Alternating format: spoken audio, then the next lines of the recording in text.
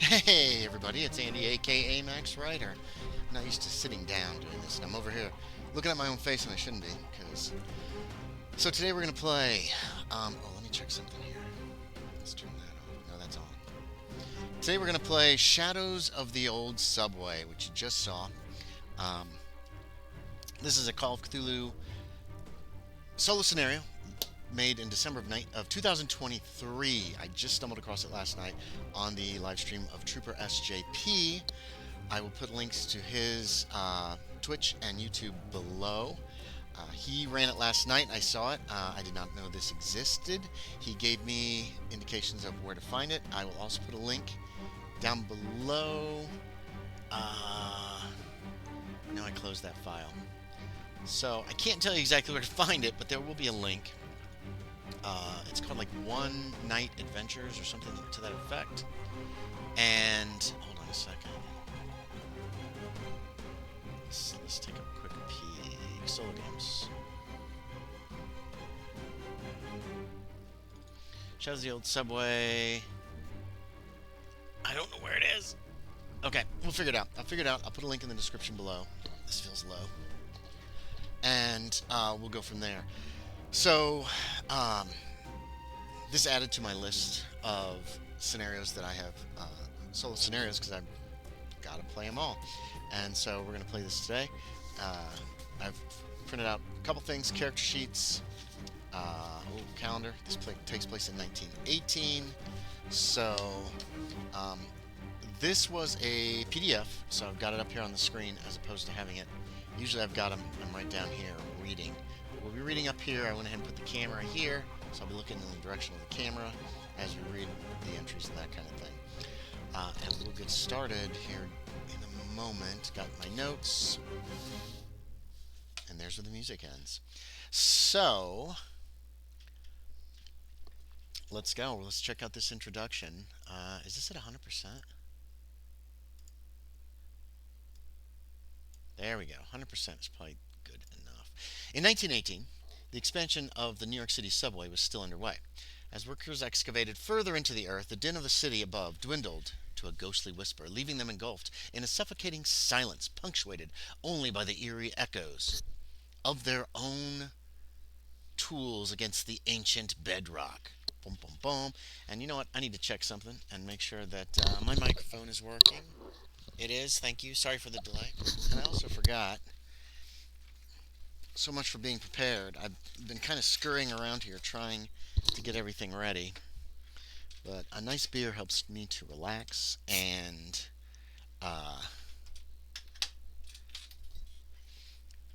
soothes the throat. This is all set up different from usual. Usually I got my video game on this side and all my OBS stuff on this side, but it's reversed today. The labyrinthine tunnels, dimly lit by flickering lanterns, created an oppressive sense of isolation. Workers often spoke in hushed tones of feeling watched by unseen eyes, a sensation that the cold, stony walls were closing in around them. In this claustrophobic gloom, each man was a solitary figure, grappling not only with the physical challenges of their labor, but also with their creeping dread that they were not alone in the darkness. So this is Shadows of the Old Subway by J.C. Connors.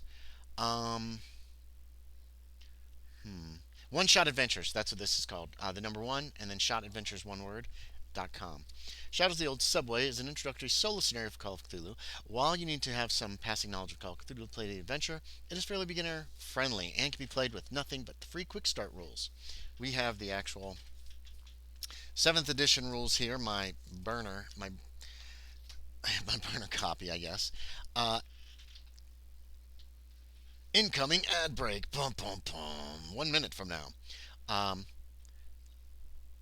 a GURPS horror version is also available on oneshotadventures.com.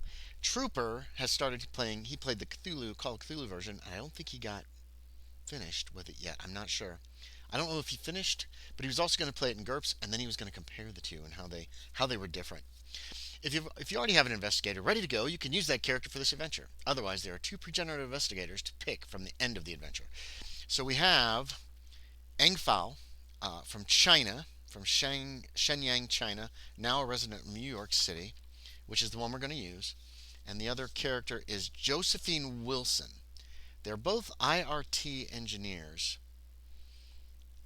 Tulsa, Oklahoma to New York. Huh, interesting. In 1918, I don't see a woman having that kind of a job, to be quite honest. But I don't know. Maybe the IRT were forward thinking. Um, if you've never played a choose your own path adventure before, it's just easy. Just start a paragraph run, read it, and choose from one of the options that the text gives you, and go to the specified numbered paragraph. Just don't read the entries in order. Special rules. Any items that are available for you to keep are bold-faced. Okay, so you can pick up bold-faced items. We might actually cheat a little bit. If they say something that's useful, I might pick it up anyway. Jot them down on your character sheet, along with relevant statistics, if any. Also, if you're exploring the subway, write down the bold-faced names of key NPCs you meet. This will make an impact at the end of the adventure. Okay. I usually do that anyway. Also, you begin the game with a flashlight with enough power for several hours of light. See, that's inaccurate. Let's put down the flashlight. A flashlight from this time period, 1918, generally had maybe a half an hour's worth of charge, I think, before it would go out. Your flashlight begins the game with a reliability of 95%. When you're asked to check the reliability of your flashlight, roll D100, 95%. If the roll is equal to or under your reliability, all is well. If you fail the roll, something awful will happen in the dark. Either way, reduce its reliability 5% after a roll. Because this is a solo adventure, it is suggested the investigator's luck not begin as high as it might normally be. Generate luck by rolling 2d6 times 5, then add 10. I'm not going to do that. I don't use the optional luck rules as a rule. So, we're going to do the 3d6 times 10. No, times 3d6 times 5. Yeah, 3d6 times 5. Let's see if we do. Oh, God. All right, so that's just above average. 11, 13 is a 65. 2d6 times 5 plus 10. That's if I'd have to max out. What I say it was 65. We're going to keep it 65. Because why should poor Engfao suffer, is my opinion. I'm going to push this in just a little so I can get just a bit closer. Underneath the city. Oh, this is the actual introduction. You are a junior engineer for the Interborough Rapid Transit Company. The esteemed company, the IRT. The esteemed company that led the creation of the New York subway. When the system opened in 1904, a decade later, the company is still busy excavating new tunnels and expanding the subway outward. One of the most important new tunnels is the Clark Street Tunnel. Now, let's pause. No, at the end of this introduction, before we get to number 1, we'll pause and we'll introduce Eng Fao and figure out who he is. One of the most important new tunnels is the Clark Street Tunnel, scheduled to open in less than 6 months. When complete, the tunnel will let the residents of Brooklyn travel directly to Times Square. Additionally, it promises to relieve the overcrowded 42nd Street station, which sees over 12,000 passengers a day switching trains there. However, work is progressing slowly, and the project is shrouded in unsettling incidents. Just last month, 3 workers disappeared off the job without a trace. The foreman swore he saw the men eating lunch together, but seconds later they were gone. Only their metal lunch boxes acting as evidence that they were ever there. And yesterday, an unexplained electrical fire caused the entire crew to evacuate. Those are my dogs. One of the workers who saw the fire break out went blind, his eyes as white as a river stone. Your boss halted work and called for a full inspection from the IRT engineering department. However, these events caught the attention of higher-ups. Last night, Acting Commissioner Whitney called your boss screaming, insisting that the Clark Street Tunnel would not miss its April opening, and that work would not stop for the planned inspection. Jerk. As a compromise, this is how the Chinese have been taught throughout American history, though, or how they've been friggin' treated. As a compromise, your boss argued that a short nighttime inspection would do. Being the most junior member of the team, you were woken up at midnight and sent into the tunnel. So it is late March, probably. The work crew is supposed to start at 7 a.m., so you hurried down the maintenance tunnel a little after 1 a.m., carrying a heavy toolbox. 1 a.m. Winchester electric flashlight and wool hat. And I guess I've got electrician's boots, electrician's toolkit, and worker's boots. I have a wool hat. That's good to know. There's wool hat on the list. I'll talk about the list in a moment. Whether it was because you were sleep deprived or weren't fully paying attention, but you were unclear where the malfunctioning transformers and cables were located. So you tread down the newly dug tunnel, scanning the walls for signs of a fire. Do I smell smoke? The tunnel is nearing completion, so you guess that you have at least a mile to walk before you find any sign of the accident. Great. I feel like this almost should be, well, so this is 1918. Late March, we said. I will pick an actual date at some later when I do the role playing journals. So, Eng Fao is an IoT engineer. Birthplace is Shenyang, China. Resident New York, New York. Age 36. Let's see if I can get. There's his picture. It's blurry. That's okay. It's probably because I'm not in the center of. There he is. There he is. Um, let's see. He's strong. He's got a good con. His dex is average. He's smart. He's average sized, average power. His appearance a little under. Uh, Fairly well educated. Probably high school graduate. Maybe had some college. Um, what I like a lot of times with filling out character sheets like this is you can see what skills have actually gone up, and so you kind of can know at a glance what he's good at. He's a good climber.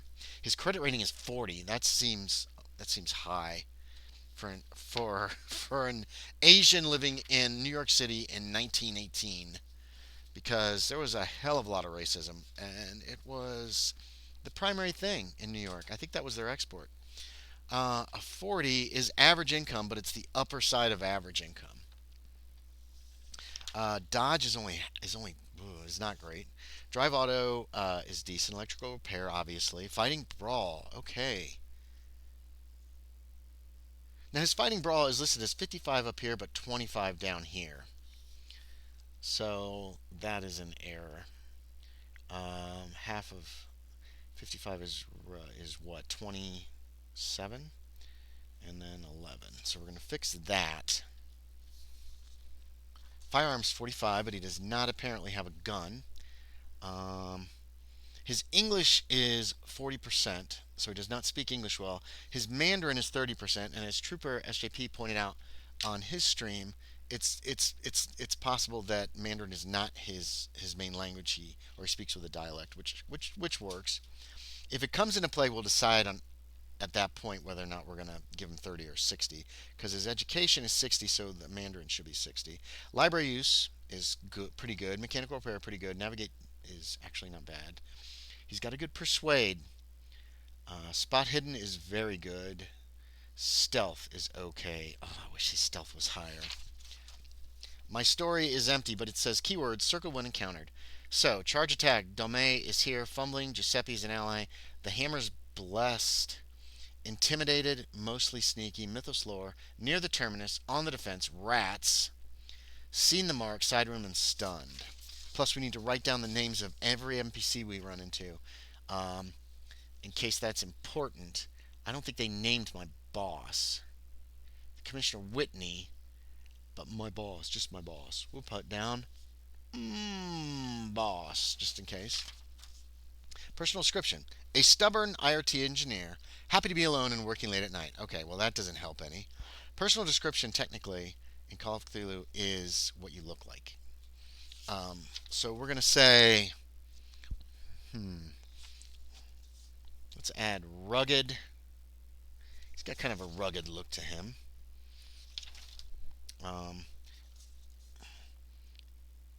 Looks older than he is. They put that under his traits.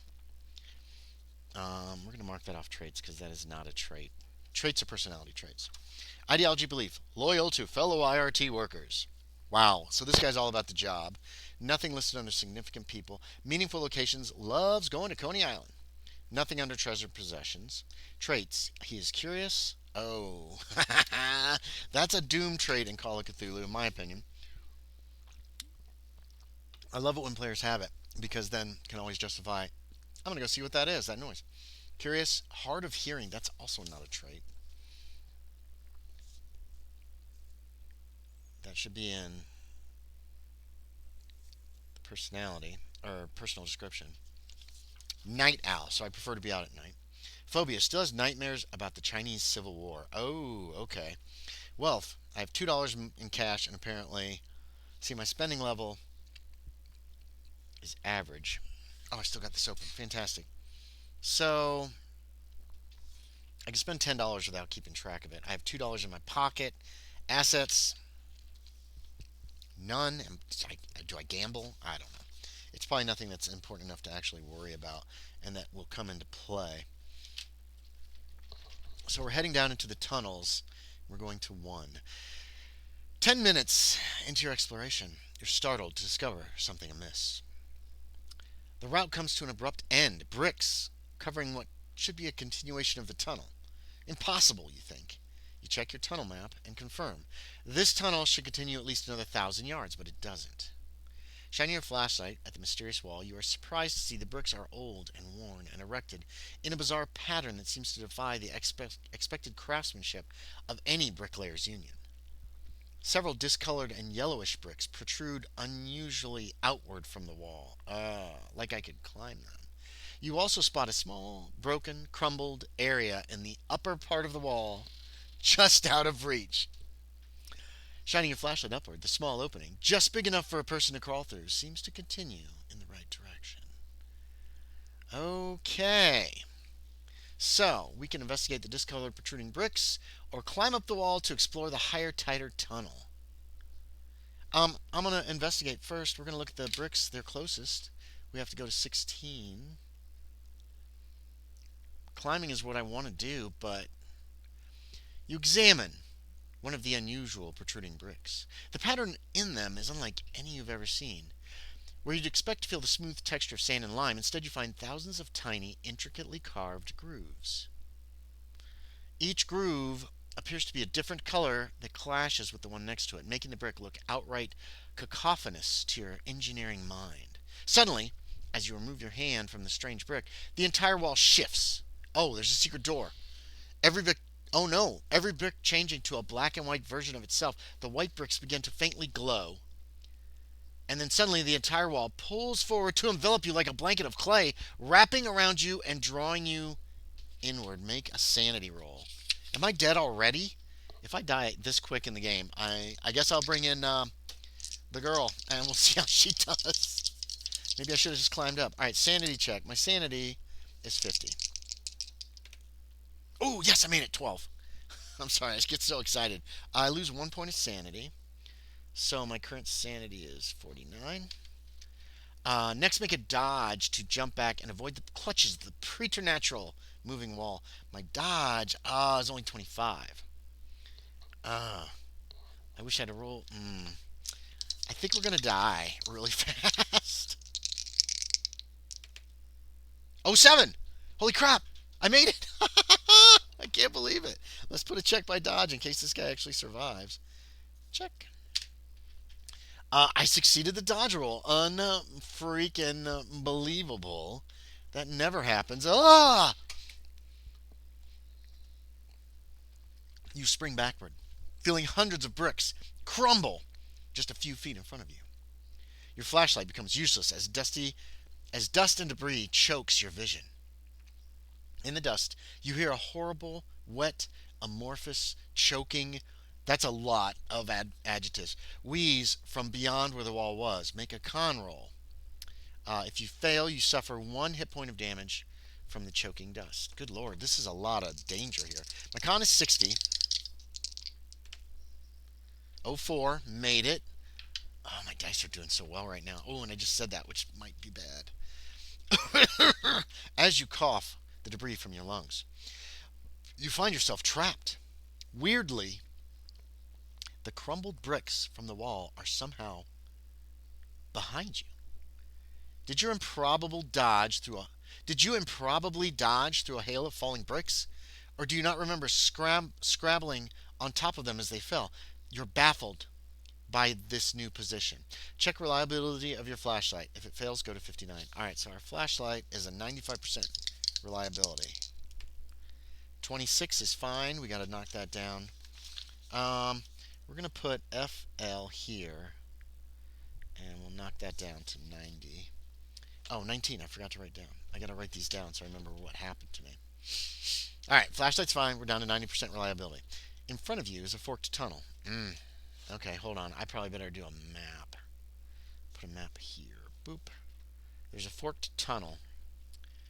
Each passage not built from the brick you'd expect, but instead from ancient bedrock. What is happening down here? To the right, you see a distant greenish light. And the air smells earthy. To the left, there's only darkness. If you head towards the greenish tunnel on the right, go to 27. If you head towards the darkness on the left, go to 44. Curious is one of our traits. We're going to go for the greenish light. That should not be down here. And we have got to check it out. So we're heading for the tunnel on the right. We're going to 27. 27, as you trod towards the greenish light in the distance, the ground underneath your feet becomes soft and pliable. Ugh.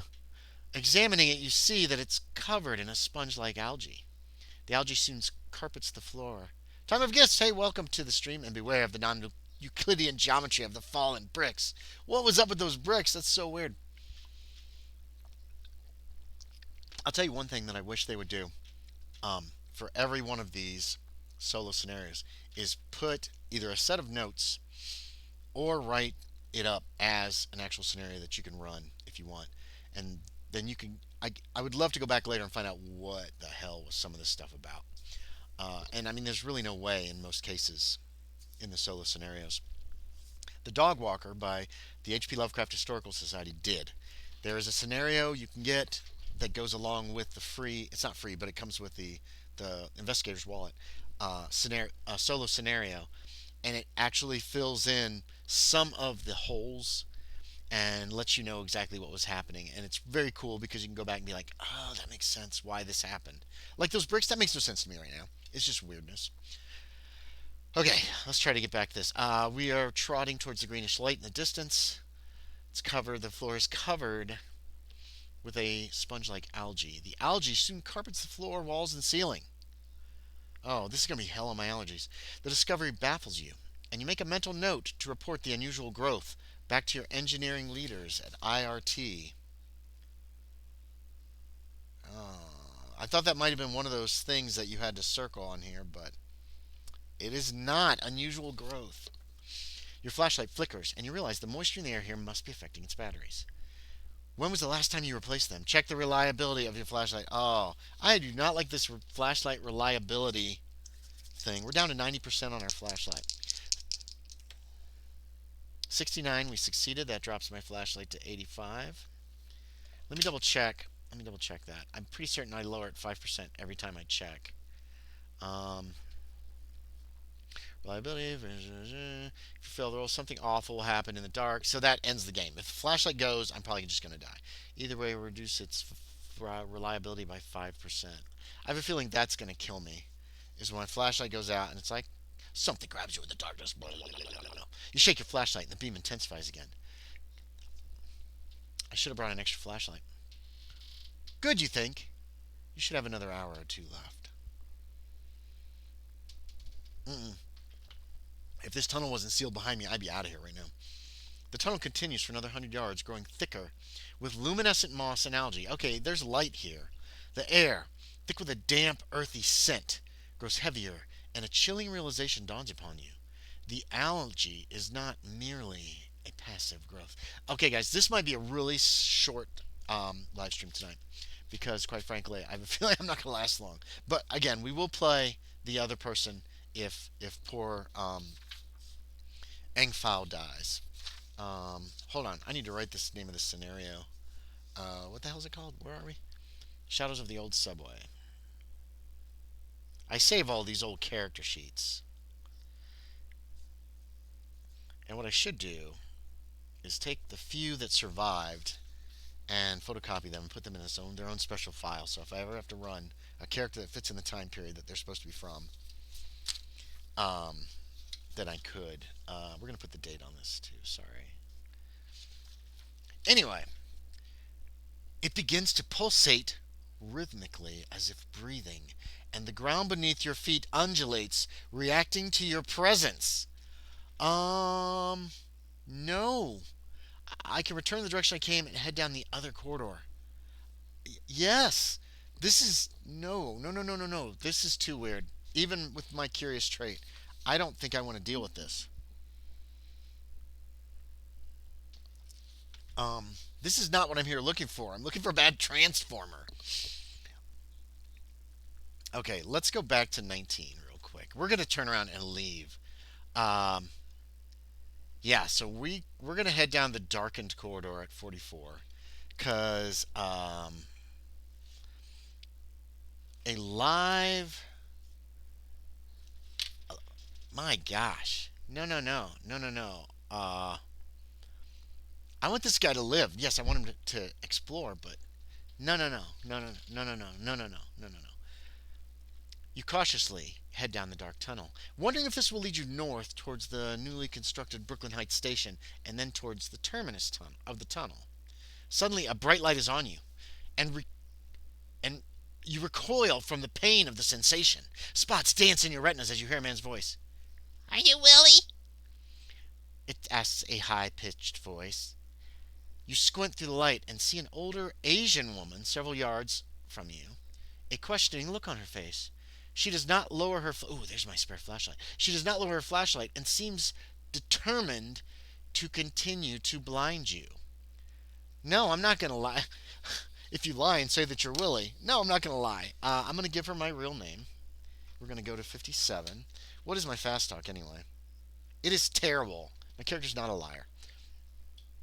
Let's give her my real name. No, I am Eng Fao. I am Eng Fao. 57. Okay. I'm not Willie, you say, wondering what the woman's reaction will be. She stares at you curiously. Ha ha, she laughs. I'm not Don May then. Okay, Don May. No, really. I'm an engineer for the IRT, you say. I'm here, hey, lame llama llama. I'm here to inspect why there are so many electrical fires. She snorts. You're not with Mr. Giddings? Oh, I like that name. She asks. No, I don't know who he is. I'm lost, you say, doing your best to sound completely innocent. She shrugs, looking equally as confused as you. You should leave, she says. The Harbingers are early, and unless you happen to have that amulet that Willie was supposed to have, they'll tear your head off and eat your eyes. She leers, hoping to get a reaction out of you. Your eyes. You shrug. The new station is that way, she says, pointing to a narrow maintenance tunnel off to the right. Or you could come with me and help complete the union of our two great gods. What the hell is happening? If you prefer to head towards the newly finished subway station, if you agree to join her, she's delighted. Write down Domai is here. There it is. The two of you continue up the tunnel together.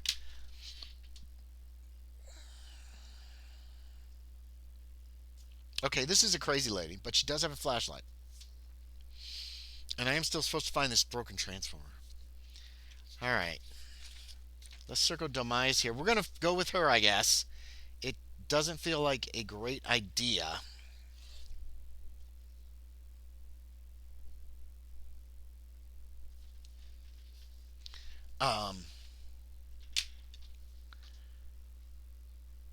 Although my job, I'm supposed to head towards the newly finished subway station.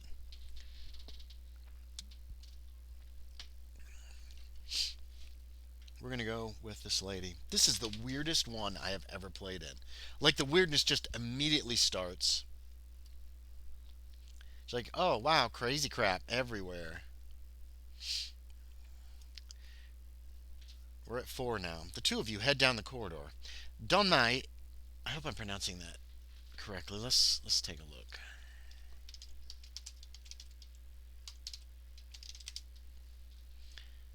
How to pronounce... Okay, let me take a listen to this. Hold on. Donmai. Donmai is how they pronounce it online. So hopefully that is correct.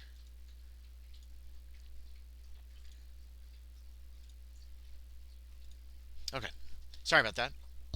Dame excitingly tells you all about her lover, Mr. Gittings, who has opened her eyes to ancient secrets. She lovingly describes a time when the earth was nothing but a primordial sea, and how after all the horrible events of the last decade, it's clear the world needs to return to that state. The woman is clearly mad, you think. Oh, obviously. As she speaks, a noxious smell begins to overcome you. Domé does not seem to notice. She just continues to chatter excitingly about Mr. Giddings and his plan to return the world to the ooze. A passage opens. The passage opens into a wider chamber. It appears to be a ventilation chamber, one built to trap harmful gases while the subway tunnels are being constructed. On the smooth floor of the chamber is a strange mist, reminding you of a moldy pile of fall leaves. But then you feel a cold sense of dread seeping into your bones. The mass on the floor begins to form into a black, viscous fluid that defies the laws of nature, moving with a will of its own. The shifting mass of horror writhes and rises. Go to 52. This might be... Ah, you're dead. Is that a freaking Shoggoth? It can't be a Shoggoth. Oh, it's apparently whatever the Harbinger is. The Harbinger's appearance is heralded by a cacophony, 52, yeah? A cacophony of unnatural sounds, whispers that echo from the depths of the tunnels, wet gurgles, and the faint, haunting melody of a flute that still resonates with the sounds of primordial oceans. We are doomed. I wish they would give me an option to run away. An abominable, disfigured entity stands before you, resembling a grotesque, amorphous shape.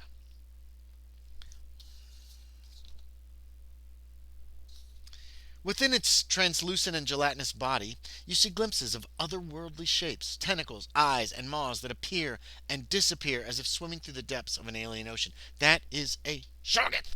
The thing lurches towards you, and you have no doubt it means to consume you. Here is the Harbinger of Azathoth. Oh boy. Azathoth. You're in combat with the Harbinger. Use the Harbinger map at the end of the adventure. Place the Harbinger on the X on the map and yourself on the PC marker on the map. Okay. Tell you what. Let's pull this up. What page? Harbinger map. Let me pull the Harbinger map up and print it out real quick. Okay, the Harbinger. I hope these maps are listed. The Terminus map. The Harbinger map. Yay! Oh my god, we're not far away. We'll just print this real quick. There's a lot of ink going to be sucked down. Current. Boom. This is supposed to be the printer-friendly version, but it looks pretty dark to me. How big are these hexes? Make a sanity roll. Why don't we start with that? This could be bad. My sanity is currently 49. Oh boy. 20. Oh! Alright. It cost me 1 sanity. So let's change this 49 to a 48. I'm not dead yet. If you fail, you're nearly frozen in fear. You receive a penalty die each turn until you make an intelligence roll to snap out of it. But I made it. Only lost a point of sanity. However, if you have the strange bronze pendant, where is the strange bronze pendant? It must be in that green place. Any sanity loss is halved and you are not stunned. Roll 1d4 or 2d4 if you failed the sanity roll and have no pendant. I succeeded the sanity roll, so that means I roll 1d4. I rolled a 3. You must survive in combat with this elder entity for that many rounds. Okay. Rounds 3. Here's our map. Ooh, this printed real dark. There's our map. So PC is me. The X is this thing. This is a hex grid, and there's no scale listed, but it is pretty close to me. No. I gotta survive 3 rounds. If it was just 1, after that, the creature no longer has eldritch willpower to stay formed in this world and will fade away into primordial muck. If you've written Donmei is here, the creature goes to devour her first. Yes! She falls to her knees in supplication, but the thing is on top of her, consuming her in mere seconds. Your sacrifice buys you time.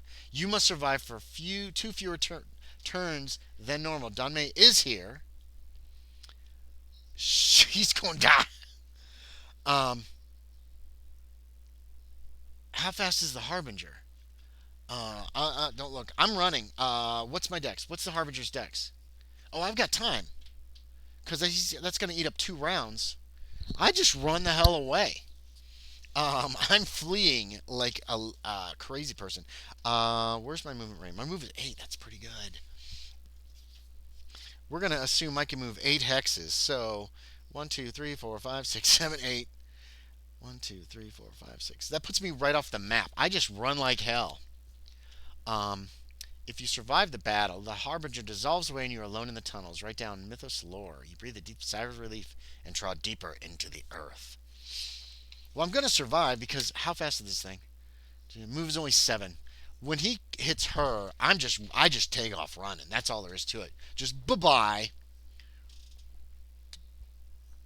Look at all the hit points it's got. It's got armor. I'm not fighting this damn thing.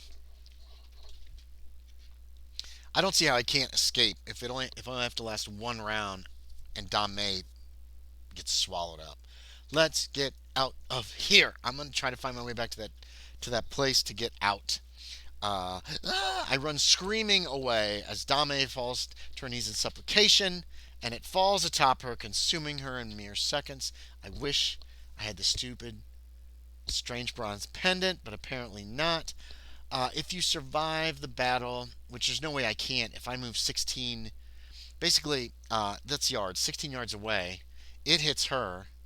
It can only move 7, and I can move another 8 that last round. What's his dex?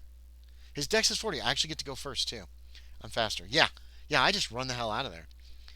I gotta know Mythos lore. If I survive... This is a weird little scenario. Is that on here? Mythos lore. I can circle that. What is this?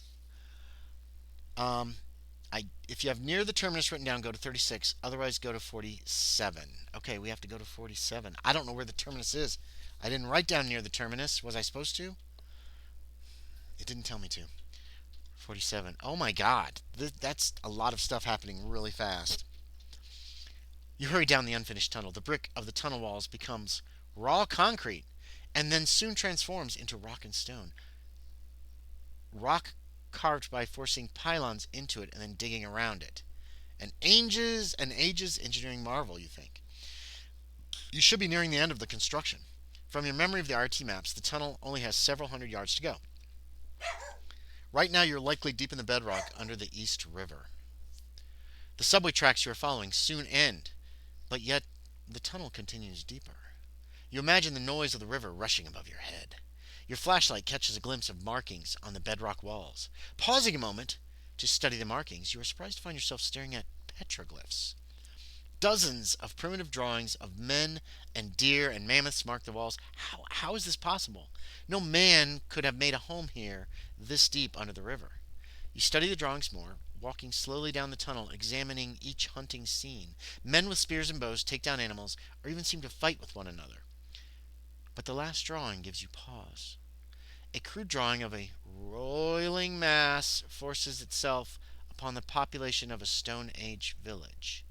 Skulls float in the sea of the mass, and the villagers run in terror, hopelessly fleeing the blobbish design. What ancient disaster happened here that such a scene was painted with such visceral horror? Hello, Trooper SJP and Raiders. Welcome to the stream. It has already, a lot has happened in 35 minutes. We've got Engfao. He's a little bit shy on sanity, but I've been making rolls like wow, really well.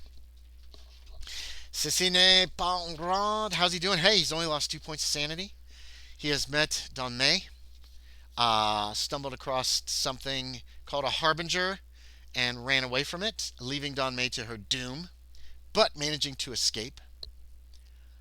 He also started down a glowing tunnel that started to look like it was going to eat him, so he just left. There was an option to be like, get out of here, and I said, yeah, that's probably the wisest thing to do.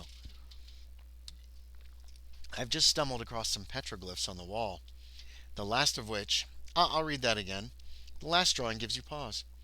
A crude drawing of a roiling mass forces itself upon the population of a Stone Age village. Oh, I did want to confer with you on something. Oh, yeah, ask. Ask me something. Or message me, either here or in Discord, whichever you prefer, Trooper. Um, I loved this paragraph. I want to use this in a game. But the last drawing gives you pause. A crude drawing of a roiling mass forces itself upon the population of a Stone Age village. Skulls float in the sea of the mass, and the villagers run in terror, hopelessly fleeing the blobbish design. What ancient disaster happened here, that such a scene was painted with such visceral horror? The strange drawings give you chills. Make a sanity check. It's just strange drawings. 60, that is a fail. Doggone it. I lose another point of sanity. So I'm down to 47. That's not terrible. 47 sanity. Go to 20. I'm at 47 sanity on 47. Someone said you could only dodge once per round, but that is not how I read the comment rules. What is your take on that? From my understanding, and from what someone pointed out for me for doing it wrong, you can dodge more than once, but only the first one is a straight up dodge, and the rest take what do you call them? Penalty dice. And you know what? We can look it up. We'll take a minute to look it up. I have a feeling that this scenario is going to be over very quickly. You take your time. You like to talk things up, and I love that. But man, when I go through these things, I move really fast. It seems like it's just like bow. Um, a character may attempt to use dodge any number of times in a combat round. Boom is right under dodge, but only once against a specific attack. So you can't use dodge twice against one guy trying to punch you in the face. That you get one dodge against.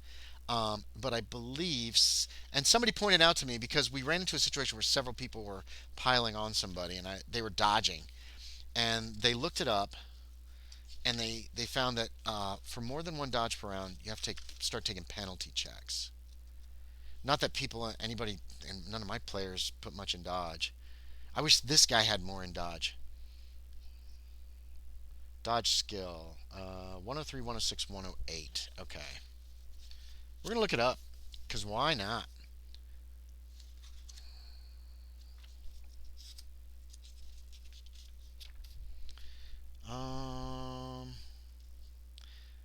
Fighting back. Let's try 106. There's nothing here. Higher degree of success. Blah, blah, blah, blah, blah, blah. Outnumbered. Let's see. Yes. Oh, no. I was wrong. Okay, once characters either fought back or dodged in the present combat round, all subsequent melee attacks on them are made with one bonus die. So it's not a penalty die for dodge. It is a... Yeah, Trooper just wrote it. I didn't see you getting a penalty die, but your opponents get a bonus die to attack you once you've dodged. Right, that's correct. Or fought back more than once. I had it backwards. That's what's and that is on page 108, yes. Characters or monsters that have more than one attack per round may also dodge or fight back that number of times before the bonus die is applied. Thus, a ghoul with 3 attacks can fight back 3 times before its attackers gain a bonus die. Okay, that's good to know, too. Sithel says, well, from what I learned from Call of Cthulhu, if you have to dodge, you have done something wrong. But I only also played once. Also, things will always go wrong. Yes. Well, you're going to, in many cases, just end up in combat. My players last night went into a darkened house, and things jumped out of the darkness at them. My rolls were actually pretty good. Run away! Yes, they didn't. They stayed in the room. These things were jumping out of the darkness, trying to do grazing attacks, which didn't do a lot of damage, but it started to add up very quickly when I rolled 2 impales, or extreme successes, and then would disappear back into the darkness. So if you fought back immediately, yeah, you might have been able to hurt them, but the guy was dodging. And then the other guy just stays in the room. The first guy who gets badly injured rushes out. Second guy just stays in there. And I'm like, okay, you do you. I really like how 70 has updated the comments. I do too. I like it a lot.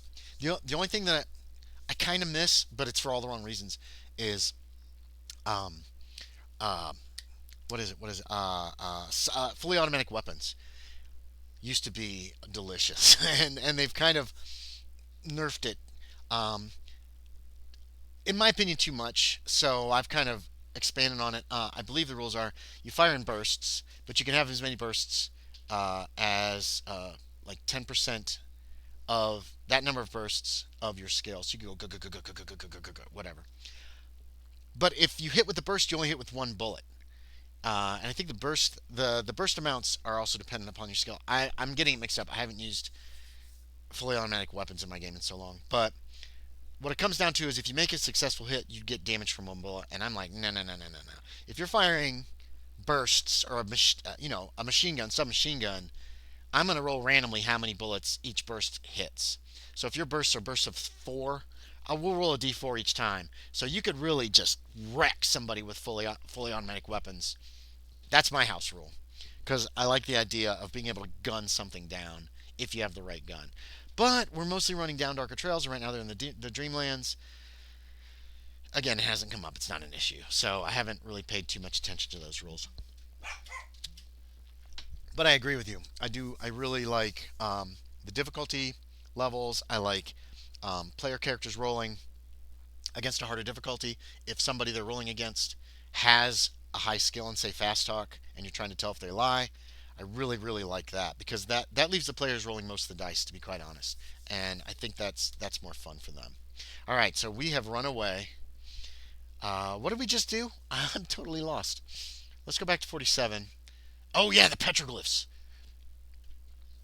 Your flashlight catches the glimpse of something moving behind a large spindle of cabling not too far from you. Clearing your throat, you aim your light at it and quickly see a young man's eyes duck back down behind the cover. It's all right, you say nervously. I'm with IRT, an engineer.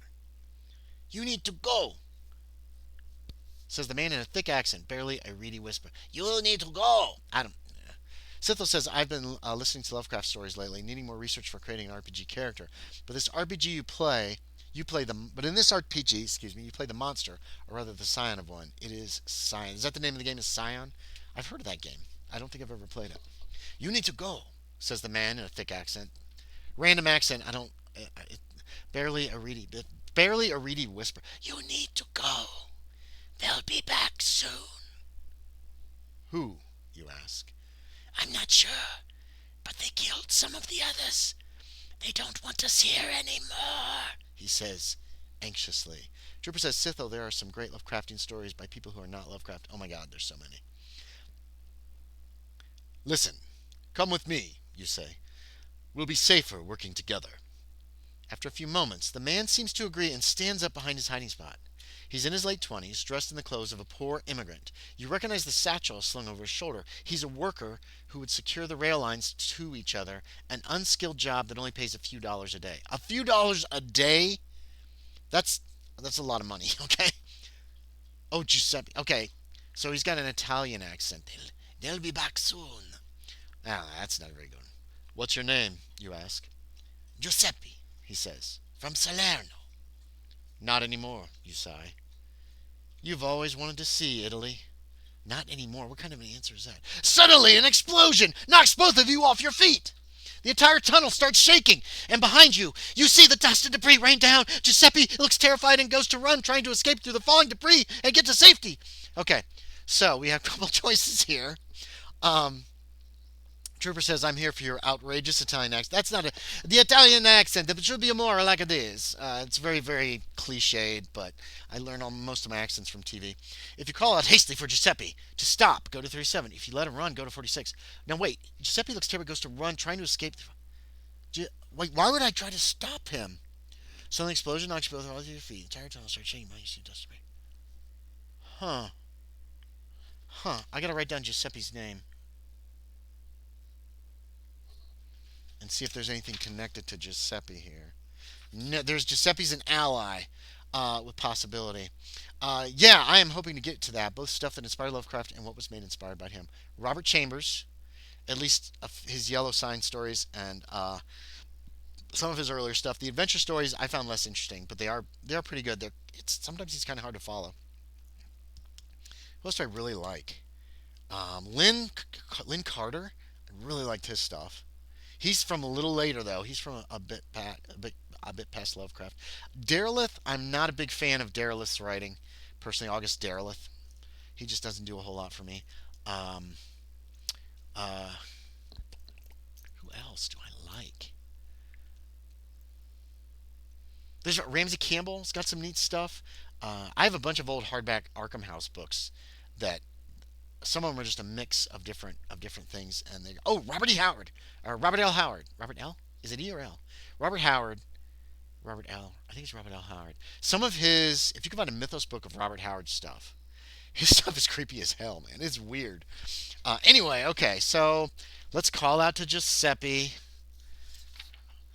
My guy's curious and a night owl. Oh, I'm hard of hearing. Maybe I don't realize what's going to happen. Um, I don't understand what I would call. Oh, he's trying to escape through the falling debris. He's going towards the debris. I'm going to call out for him to stop. Hopefully, he will not get killed. I would love to have somebody down here with me. The last lady saved my life, probably. Giuseppe pauses for a moment, terror across his face. Make a persuade roll. My persuade is 50. Oh, man. Now, I'm also not going to... I don't think I'm going to use the burning luck thing, because I don't like it. But maybe we'll see. Okay. All right. All right. 50% chance, folks. 63 is a fail. If you succeed, you convince Giuseppe that running into the falling debris would mean certain death. And you're right. Just as he backs away, a massive chunk of blood rock crushes. What if it fail? He rushes back towards you. Okay, so I guess I failed, so I did not convince him. He runs into debris and squish. He rushes back towards you. You both watch the tunnel. Okay, so the tunnel to the south is filled with rocks and iron girders. This doesn't say he doesn't join me, but I failed the check. So I guess he's dead. Doggone it. Doggone it. Okay, so we got to go to 50, but we do not have Giuseppe as an ally, which is probably very bad. Because I failed the persuade check, so Giuseppe is dead. That sucks. Creeping forward, you see that you've reached the end of the tunnel. Again, I feel like I've reached the end of the tunnel, it feels like several times, though you were expecting to see a room filled with digging equipment, crates of supplies, and workers' belongings. You find only a large, empty chamber. Several oil lanterns hang on the walls of the terminus, and in its center are several men. Oh, shit. One is dressed in shabby blue robes. Patches of ugly sea creatures covering it. He has cherubic cheeks and a few wisps of a beard. He speaks in a drone.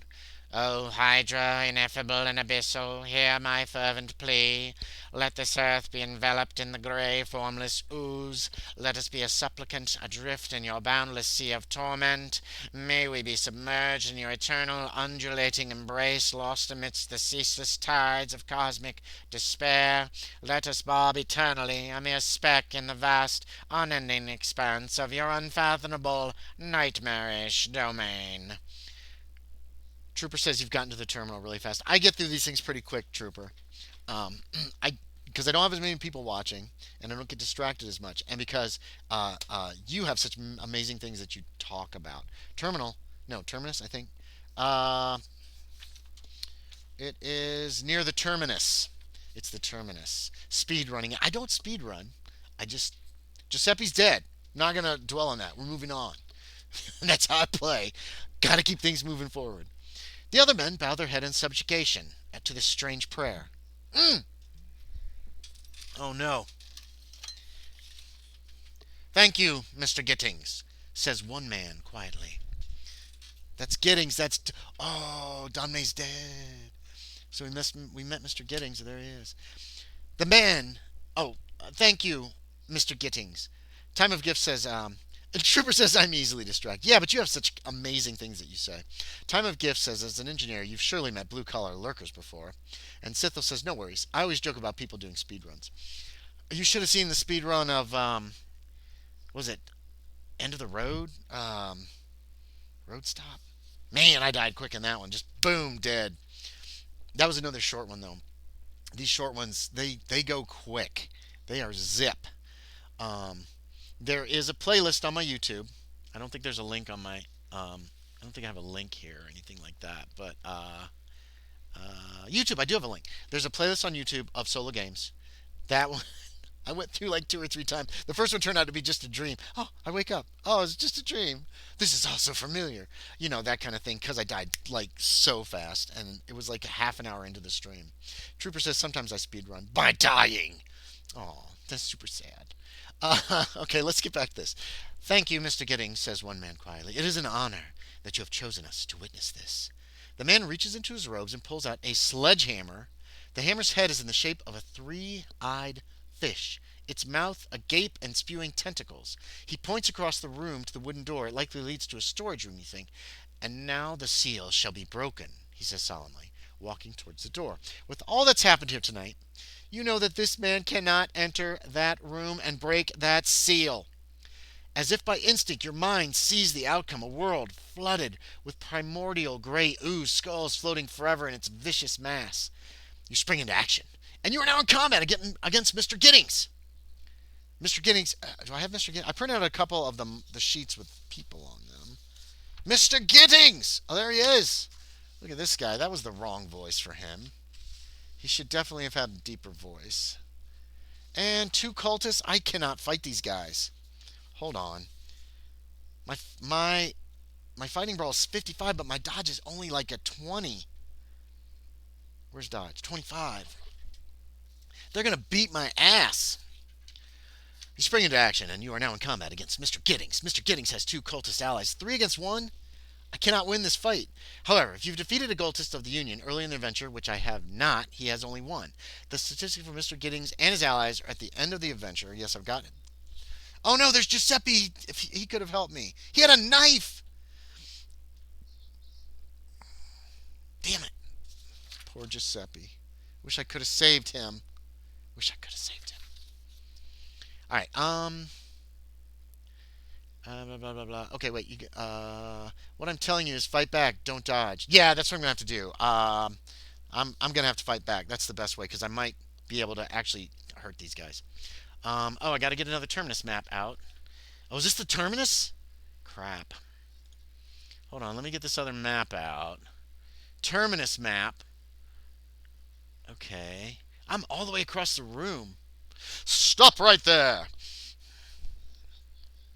Let's print this out. Boop. There goes the rest of my ink. All right. Let's see what this all says. Let's see what this is. I try not to get in combat in Call of Cthulhu when the few times I play, because it's just a bad idea unless you have like a rifle and you're 100 yards away.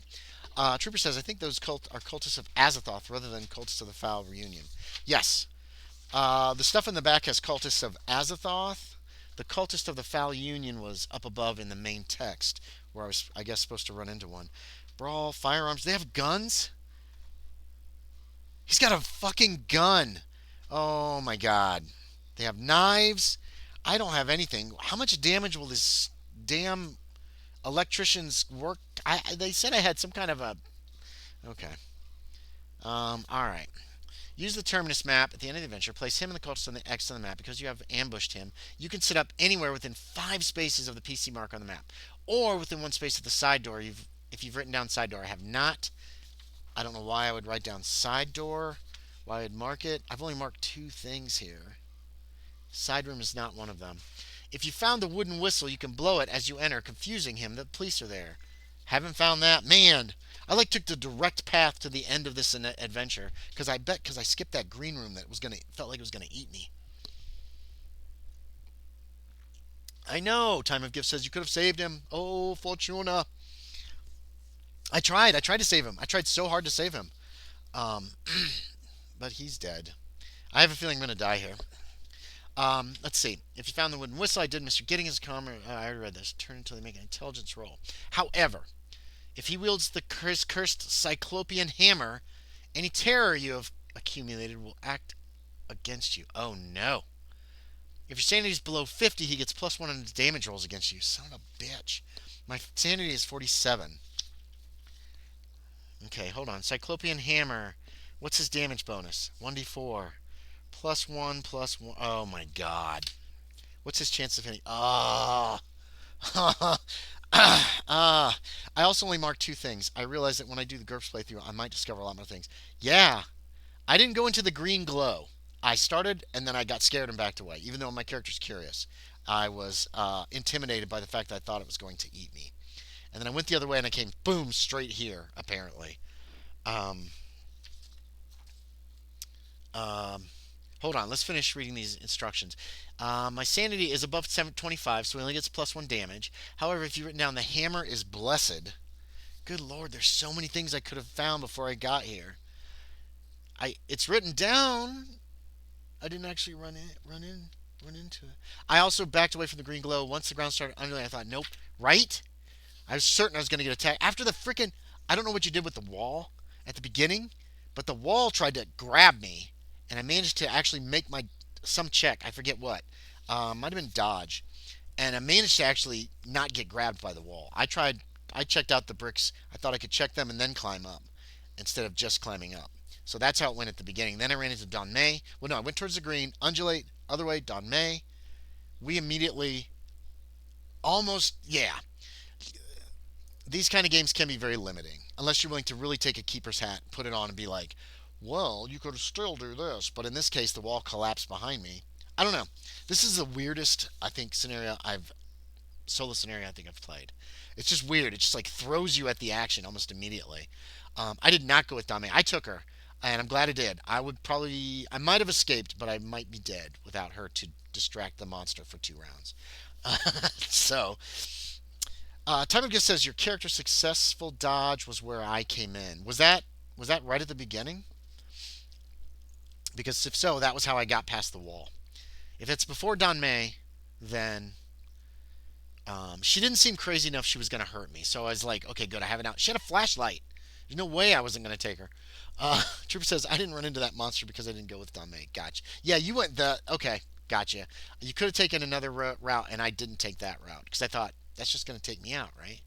And I'm curious. I got to know what's going on. Anyway, I've not written down the Hammer of Blessed. Um, if you've written down Giuseppe as an ally, you have a friend. He will help you defeat these minions of Azathoth. He attacks hesitantly, however, and will never all-out attack. What the hell is an all-out attack? I don't even know what that is. Is that in the rules? I should know this. I'm a keeper.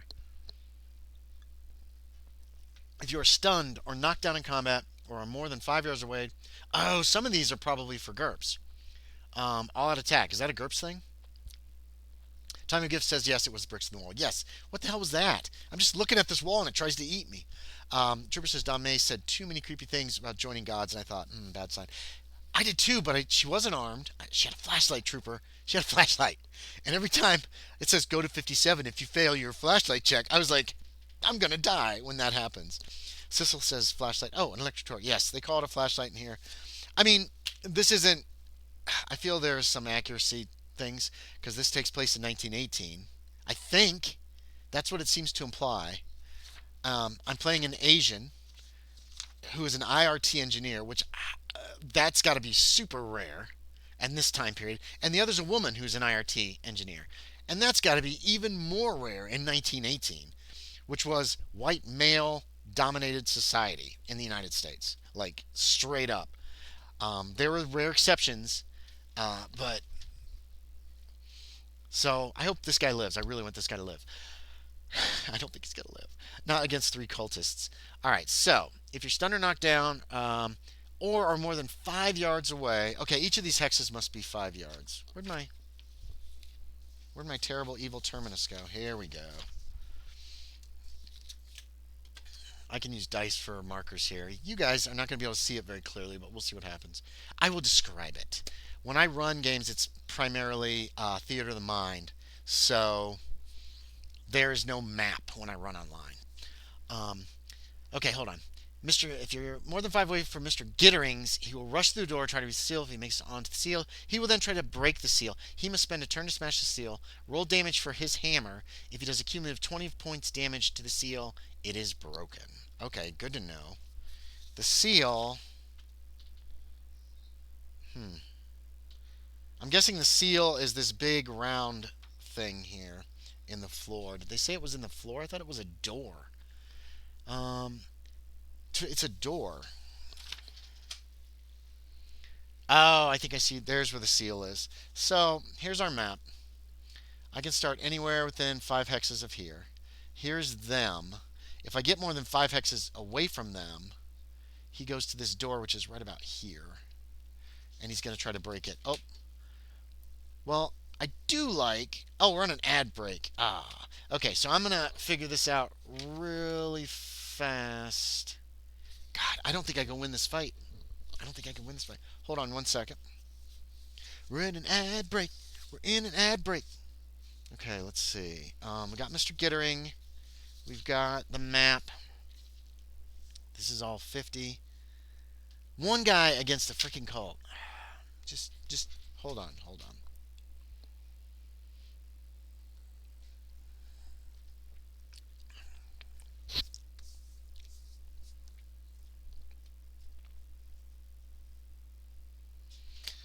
30 seconds. 30 seconds. I hate ad breaks. Oh, this is not going to go well. Oh, I will write down dexes. Okay. So 50 is me. 60 is Mr. Gittering. And the cultists are 60? This is some bullshit.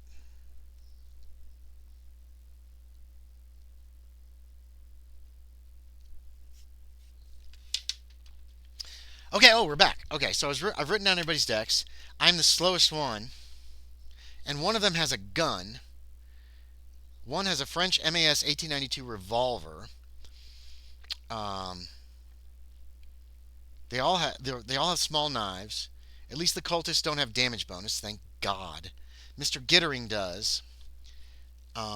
Shit, and I go last in the round. All right, so Sithel says, well, I do like there's a bit more diversity, since this was a big issue with Lovecraft, with straight up racism, as we all know. Right. But I also like historical accuracy. There was a scenario I wrote that took place at a zoo, and one of the players was like, "Can I change my?" They played the zookeeper in it. Like, can I change my character into a woman? I said no. The first zookeeper in the United States was until 1936, I believe, because I checked on that because I thought about making that zookeeper a woman. But I mean, it's like a big deal that the first zookeeper in the United States was at a certain place in 1936, and I feel that but that, in my opinion, adding historical inaccuracy for diversity's sake lessens the, the just lessens the fact that this woman did that. She was the first. That's important. That's important stuff. And for us to be like, well, I want to play a woman who's a zookeeper in this time period and throw out the history altogether. I don't know. It just rubs me the wrong way. And maybe I'm just a jerk, but Trooper agrees with that and says, oh no. And I could easily see a Chinese engineer considering the history of Chinese workers on the railroad. Yes, but could he get to be an engineer as far as engineer as opposed to just a worker in 1918? Is is it possible? And yes, it is possible. But I don't know. I'm willing to suspend my disbelief for something like that. But at the same time, I like historical accuracy when I am playing a historical game. When I am playing Pendragon, when I'm playing other games that are more fantasy, yeah, do what you like. But when it comes to the U.S. in the 1920s, people are racist.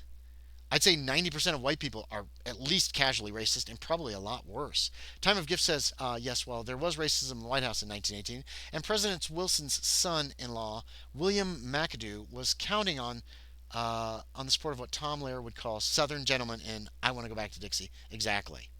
And I don't shy away from that racism in my games. Usually it's the villains who are the racists.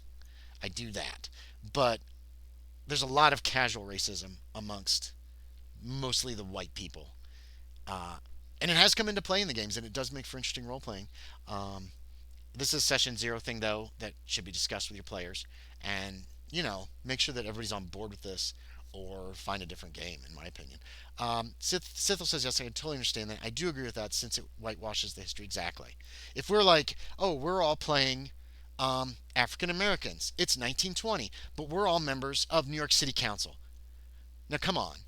That that shows, oh yeah, things were great back then. No, things were terrible back then. And I don't know. I don't think I'm explaining myself very well here, but we need to show sometimes, and maybe not in a role playing game, because we're here to have fun. But just kind of glossing over that and pushing it aside does whitewash history a little bit. It's not like we're making a huge difference here with our role playing games, but even on a small scale, it feels important to me. So I don't know. I don't know. Sorry. I hope that I haven't upset anybody. I don't mean it anything that should, but I feel like it cheapens those people who actually did do these things. Trooper says for me about historicalists in blah. For me, about historical accuracy, I have a few different positions. Some historical genres are not as worried about historical accuracy. If I'm running a game that isn't meant to be historically accurate, then I'm not bothered. Pulp things, etc. On the other hand, right, I when I run a game that takes place in history, I try to be as accurate as possible. I fail probably a lot. My Dark Ages game probably has would would would offend historians because I don't know what I'm doing. 1,000 years ago, I'm guessing at a lot of this stuff. Anyway, so here we go. You guys aren't going to see this. See this? It's too dark. So I can go anywhere between 5 yards where it starts me as a PC. One, two, three, four. Uh,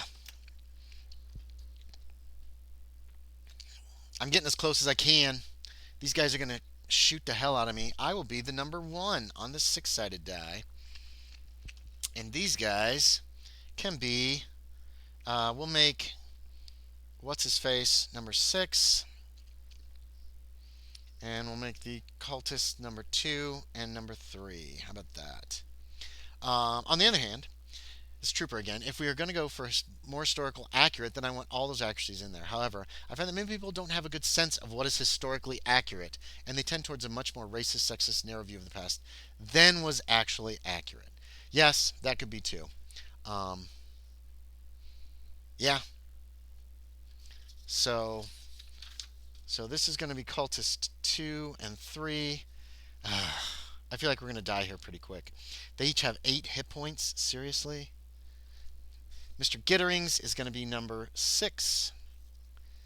This is just so I can keep track of this. When I used to play D&D, we would play on a grid, and I only had a certain number of miniatures. So I would use little symbols that kind of looked like a miniature. This guy's holding up a sickle, so I'd have a little sickle shape, and I'd be writing down all their hit points and all that stuff, and would just use those to try to keep track of hit points. And man, it got convoluted. All right. So according to Dex, Gittering goes first. It says here if you are stunned, knocked down in combat, or are more than 5 yards away from Mr. Gittering, which we've put a little ways away, here's our layout, folks. So I'm number 1. Oh, you can actually kind of see that. I'm number 1. Gittering is number 6. 3 and 2 are cultists. And then the doorway, ooh, that just cleared up perfectly. The doorway's right there. So if Gittering gets more than 5 yards away from me, these are too big. Oh. These might work. Hold on a second. These are so big they're going to make it confusing. Yeah. All right, I found some little coins that I think will work better. Although, it's going to be hard to tell who's who. Unfortunately, these only have 2 shapes. All right, so, oh no, this will work. I'm excited about this. But it'll make it easier. See, I have these little coins that I give out. 1, 2, 3, 4, 5. I have these little coins that I give out in lieu of spending luck. I hand out coins during the game for good roleplay, for good ideas, for entertaining, just for whatever feels cool. And then they can use those as opposed to luck checks because I don't usually use luck. So here we go. So, oh my god. Why is this so hard? There we go. So on the right, you've got the cultists. I'm the little gold one. These two guys have a different symbol on the back than this one at present, so that's Mr. Gittering. Um, you don't need to see my old face. Let's see if we can angle this downward. Oh, that actually works. Holy crap. So here we are, and you guys can actually see that really well. It looks darker to me. So we've got our dexes right here. Here is our cultists. Here's me. 1, 2, 3, 4, 5. I'm 6 yards away. So Mr. Gittering, whose movement is a 7, is going to head for the door. 1, 2, 3, 4, 5. And he's going to attack it. I'm going to make him make a strength check. His strength is 80. I don't feel like that's out of turn to actually do damage. And then if he hits, he can do damage to the door. Because he goes first, the jerk. And he rolled a 77, which is a success. He hits the door. His damage is a D10 plus a D4. Oh my god. We can actually make the rolls out here. This thing has 20 hit points. A 3 and a 9. Son of a bitch. That's 12. That leaves 8 hit points on the door. This is bad. This is a bad start. The cultists are next because my dex is... No, wait a minute. The cultists are 50. Cultists are 60. The cultists go next. This cultist has a gun. This one has a knife. Just calling it. Truth for SJP. Virginia Hall was a real person, you know? Oh, wait a minute. Hold on. Oh, I'm missing something. Okay, so I remember when people lost their minds when there was a woman on the cover of World War II shooter video game Battlefield. People howled, "No women fought in World War II. That's not realistic. She has a prosthetic, and no one had prosthetics back then. This is an action for diversity's sake." But they were just wrong. Virginia Hall was a real person, you know. I do not know who Virginia Hall is, but I want to write that down so I can look her up.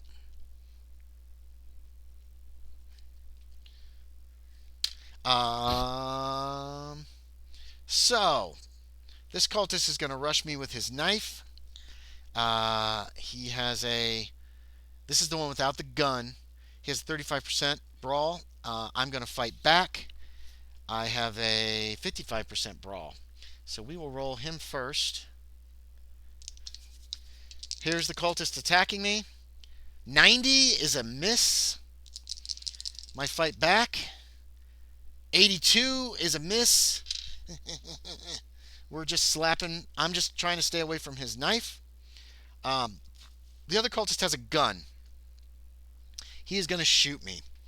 I'm still 5 yards away from Mr. Gittering. Shooty cultist, I'm going to give a penalty die because he might hit his friend. I don't know if that's an actual roll for Call of Cthulhu, but it feels okay. Sithel says, I will say, related to that, I dislike people game like it is a simulation and force normalization into the game. The nature of the RPGs is that you do not play what is normal to begin with. Trooper says, but also, Sithel, normal people are also pretty awesome and have some extraordinary things. There is a rule for this, damn it. Alright, we'll look it up.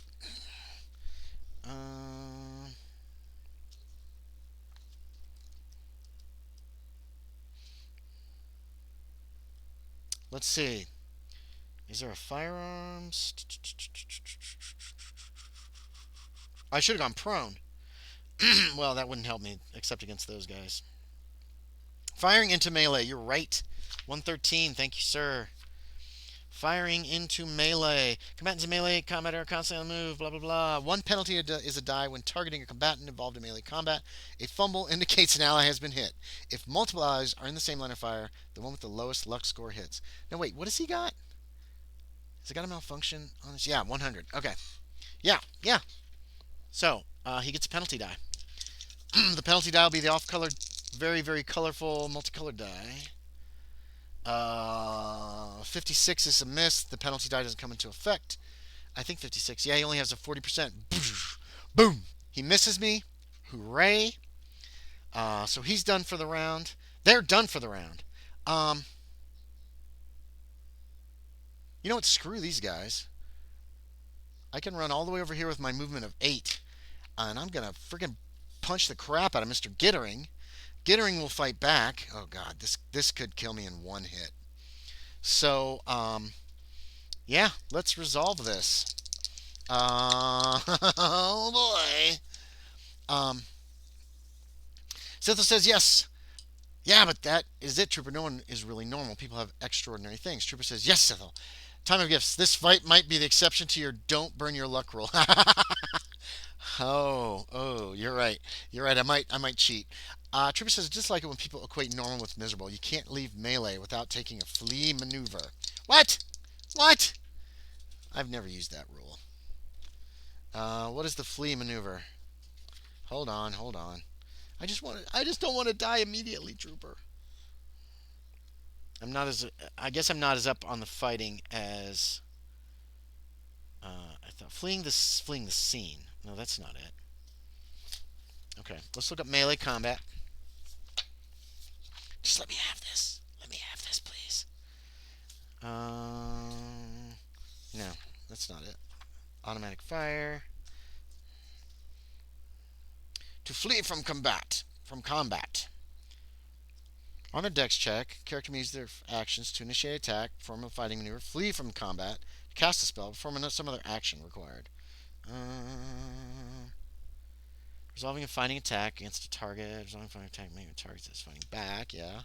Weapons of fight, improvised weapons, fighting maneuvers, comparing builds, make attack roll, strike. What are our builds? No, our builds are close enough. It's once you start getting like 2 points away that it becomes. Can't leave melee without you. Also, Gittering shouldn't be attacking the door. He should be attacking you because you're within 5 yards of him. No, each of these squares is 5 yards. Isn't it? Oh! Maybe not. That would make this really huge area. See, they don't. Do they give an actual. What the actual size of things are? I assumed every hex was 5 yards. But that would mean that that freaking door is 5 yards wide. You're right. You're right. You're right. You're right. You're right. Well, hell. Shit. Well, we're gonna leave it as it is. I screwed up. So, it's on page 108. 108, 108, 108. Ranged. Escape in close combat. Can use their action to flee melee combat on their turn in order of combat, provided they have an escape route. Yeah, I don't have to roll anything for that. Um, hold on, hold on, hold on. Attacking users. I only know this because I had to look it up last night. It was exactly the same. It was in exactly the same situation. Right. Time of gifts. Gitterings isn't attacking the door. He's struggling with an egress, as P.T. Barnum will tell you, Trooper. No, but it is. It is an action, so you can't move and then say, "Oh, you're right. You're right." Crap. Um. Thank you. Yep. Yep. Yep. Yep. Yep. That I did screw that up. Thank you, Trooper. You're right. I'm still. Hmm. I'm still gonna rush at Gitterings. I can't. That's so dumb. I don't like that rule at all.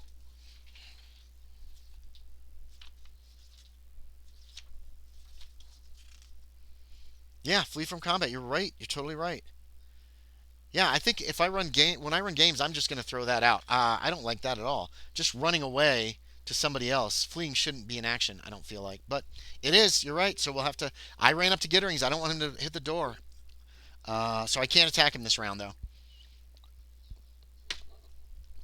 Um, Dude has a gun, and actually I screwed that up too. Gun should go at the beginning of the round. He adds plus 50 to his dex. I totally forgot. He is going to try to shoot me again. Those are not 5 yards. Is each of those 1 yard? Each of those is 1 yard. Because the door is about 3 feet wide. So these are all 1 yard squares. Um, so this guy is going to get a bonus die and a penalty die for shooting because he is within his dex. Is he in with his dex is 60, so that's within 12 feet. So he's only about 6 feet away from me. So he's going to shoot at me at practically point blank. Yeah, 1 yard. It doesn't say that anywhere. But you're right. That makes 100%. Or I didn't see it. I didn't see it anywhere, I guess I should say. Okay. So, yeah, so I guess I push that dude off. That's my action and run over to Gitterings. Also, if you put yourself in a hex in between you and Gitterings, then you'd be in close combat with the cultists, and you could then fight back. I can't fight back against. I guess I. All right, I'm going to take a trooper's advice since it won't affect things that have already happened.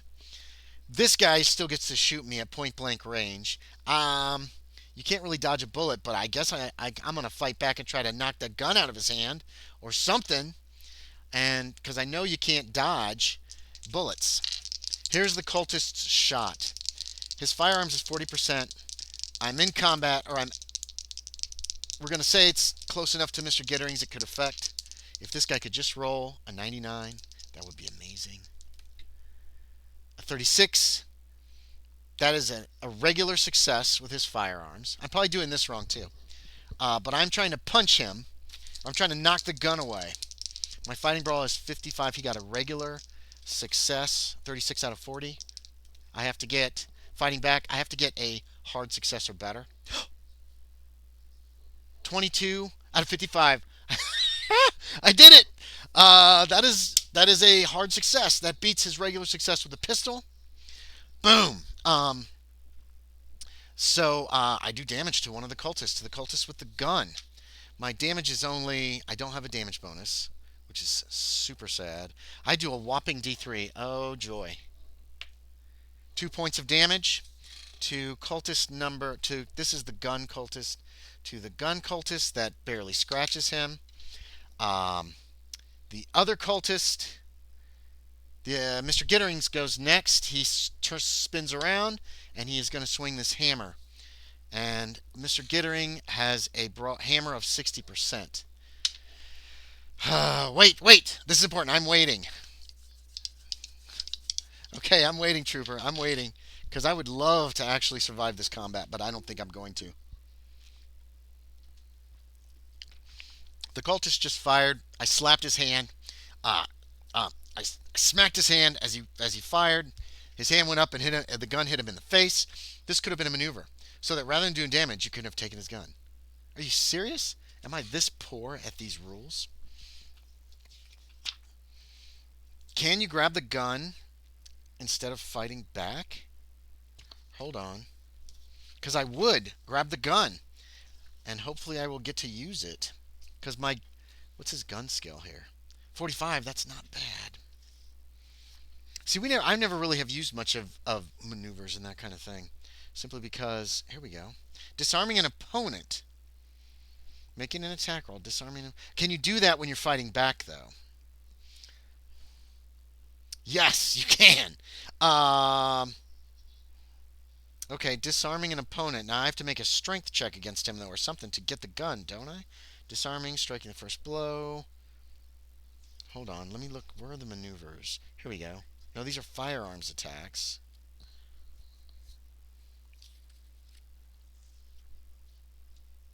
Okay, I'll take your word for it. Maneuver attack rolls.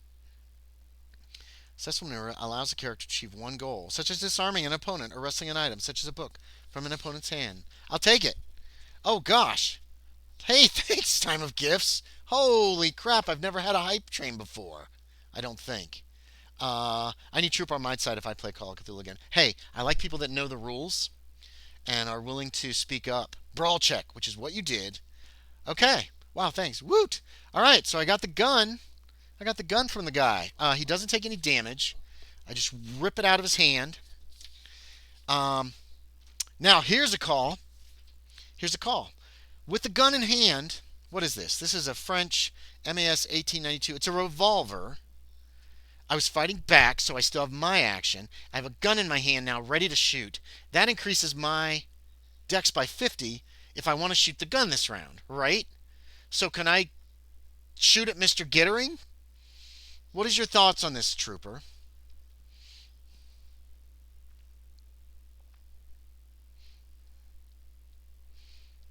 I would kind of like to move away from Mr. Gittering before I shoot him. But I would like to hear Trooper's opinion on this. If I could step back a little ways as I'm falling back, start shooting at this guy. Well, you go last, so it wouldn't matter. Right, but a pistol in hand gives you a plus 50 bonus to your dex when it comes to your initiative.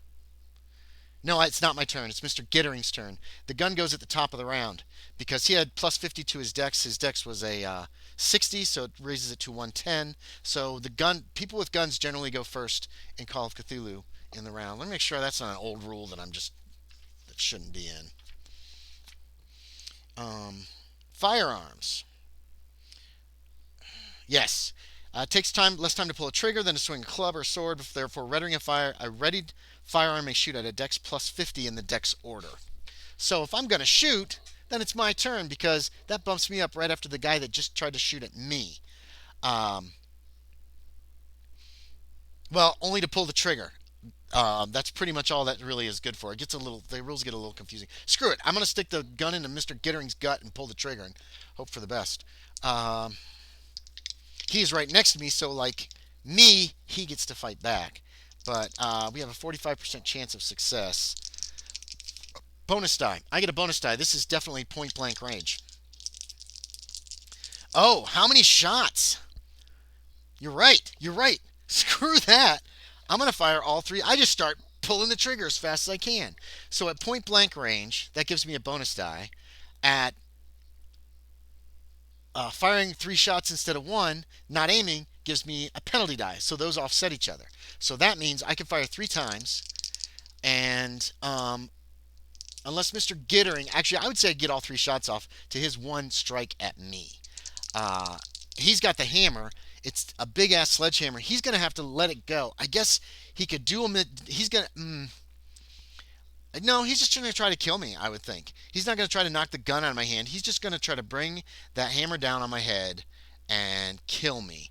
Mr. Gittings will attack fiercely, hoping his hammer kills in one blow. However, if the investigator is knocked down or out of range, he'll instead race to break the seal. All right. So, I think you get 1 more penalty die for being in melee. Oh, shit. I bet you're right. I bet you're right. Point blank range, bonus die, aiming bonus, fast moving, target size bonus, reloading. Again, I'm not firing into melee. Cover and concealment, point blank range, aiming, fast moving targets, target size, reloading firearms, handguns, multiple shots, penalty die. Firing into melee. Combatants are on the move. I'm not technically firing into melee. That's only... Hold on, wait.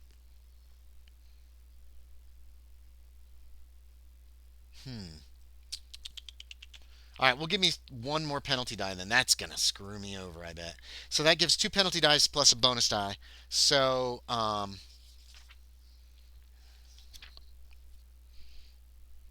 ranged weapon... Yeah. That's fair, though. If he's swinging at me with a hammer. Getting resisted melee with you. Right. So, we're going to roll for all 3 of my shots.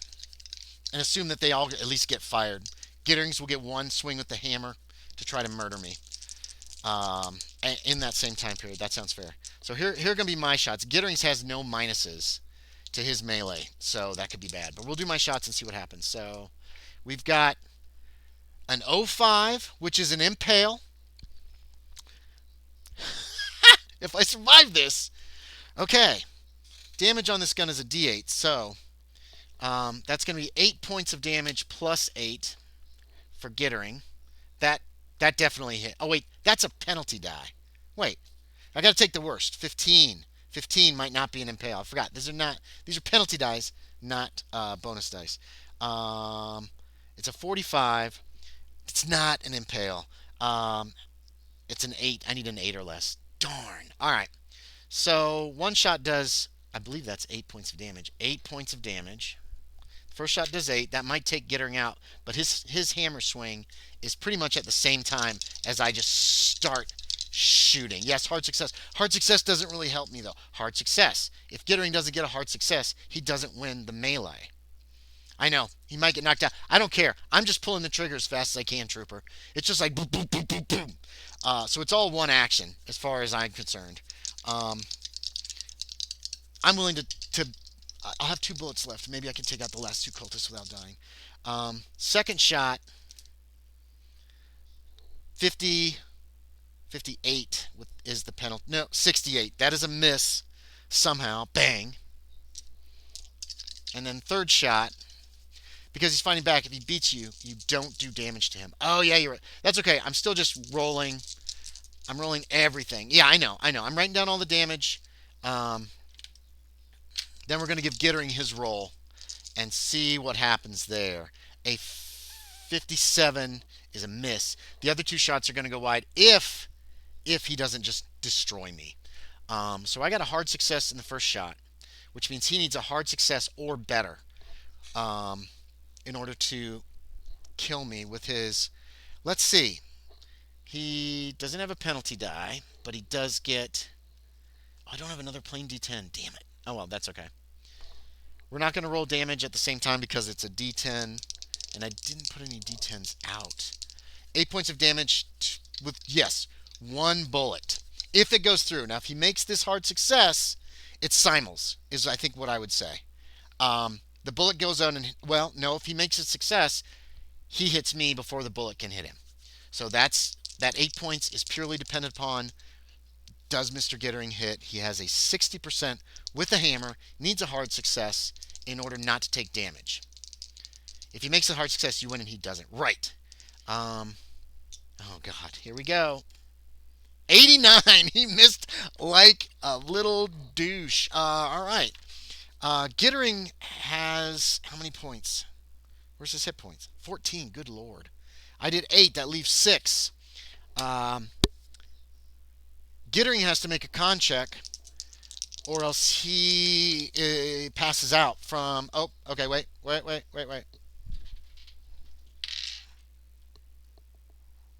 Boom. Oh, now. Well, hold on. Oh, wait, you guys all got... Hey, you guys are still watching because of the wonderful... Oh, shoot, who did that? That was Time of Gifts. Gave a bunch of stuff. He's knocked prone, but if he fails his con check, he is knocked out from the pain. He took more than half of his hit points in damage. He must succeed a con check. The con check is 60%. Let's see what happens. Oh, man, come on, Gittering. You messed up the last roll. Messed this one up, too. No! 35. Gittering stumbles back against the wall, very badly injured, bleeding from his gut, where I stuffed the gun, fired the first shot. He took a swing, which made me like come backwards. Oh, shit. I just knocked off one of the coins. He's down about there. Which made me lunge backwards.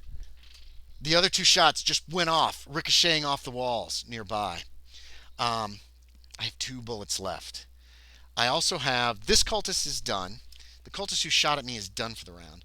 The other cultist is a-coming. Man, I got a lot of people on me right now.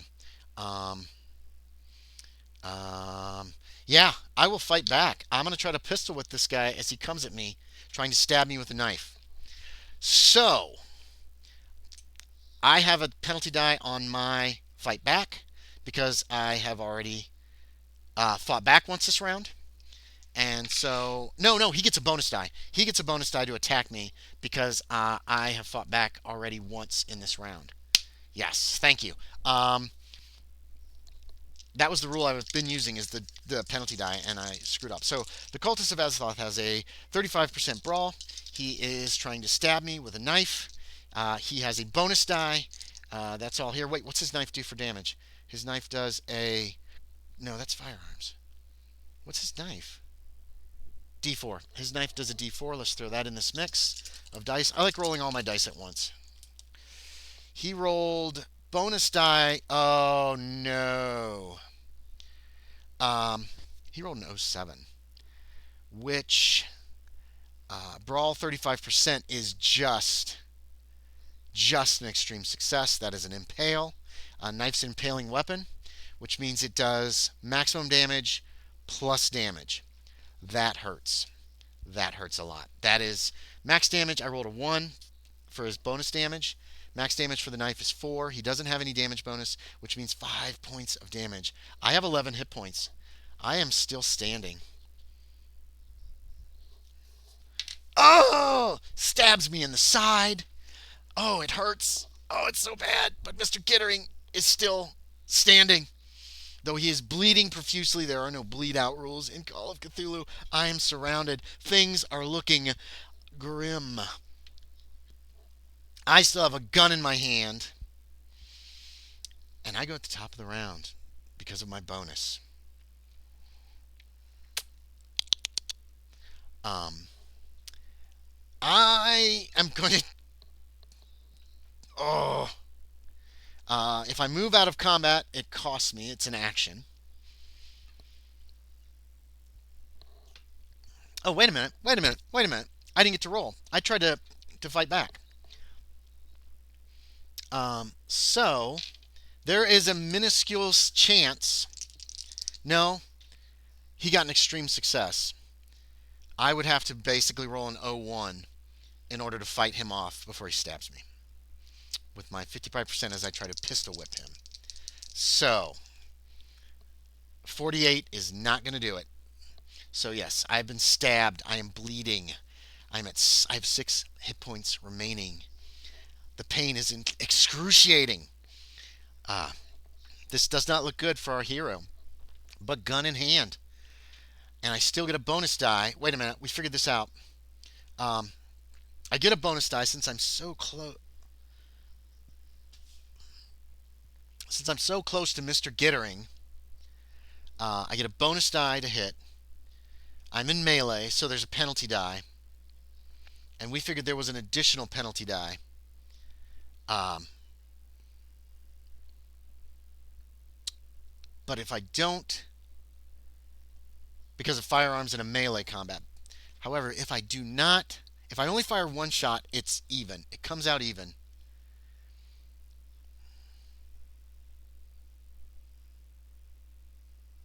Oh my god. Additional penalty die only if you fire multiple shots, right. Oh. I don't know what to do. I want to stop Mr. Gittering. If he hits me with the hammer, I'm doomed. I'm dead. I feel like I should fire all my shots and take that additional penalty die. No. No. We're going to fire a shot. Point blank range. No bonus, no minus because of melee, being in melee and a... I like that, and I've got to find that rule so I can actually make sure I have it in my head.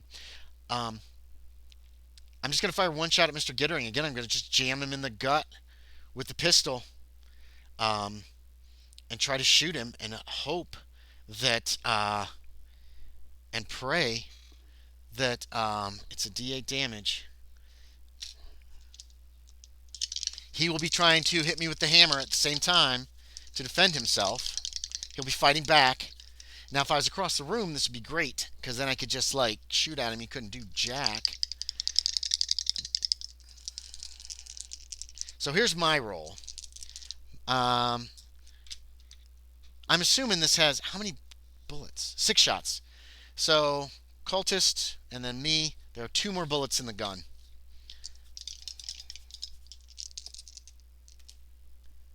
.74 is a miss.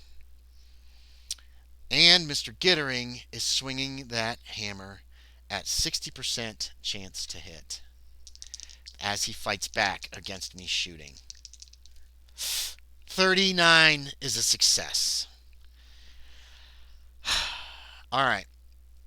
Gittering does 1d10 plus 1 plus his 1d4 damage bonus. I don't think we're going to succeed. It isn't a hard success, so he doesn't beat you. No, wait. Wait, what?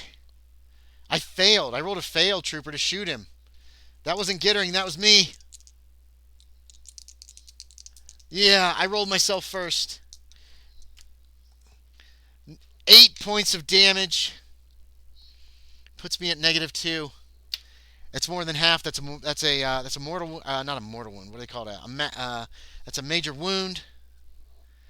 8 points of damage. I go down. My skull crushed in. 3 cultists. That's ridiculous. There's no way I could have beat those guys, and I wouldn't have had a chance if Trooper hadn't even pointed out to me that I could grab the gun as a maneuver. I got to look over all those maneuvers again.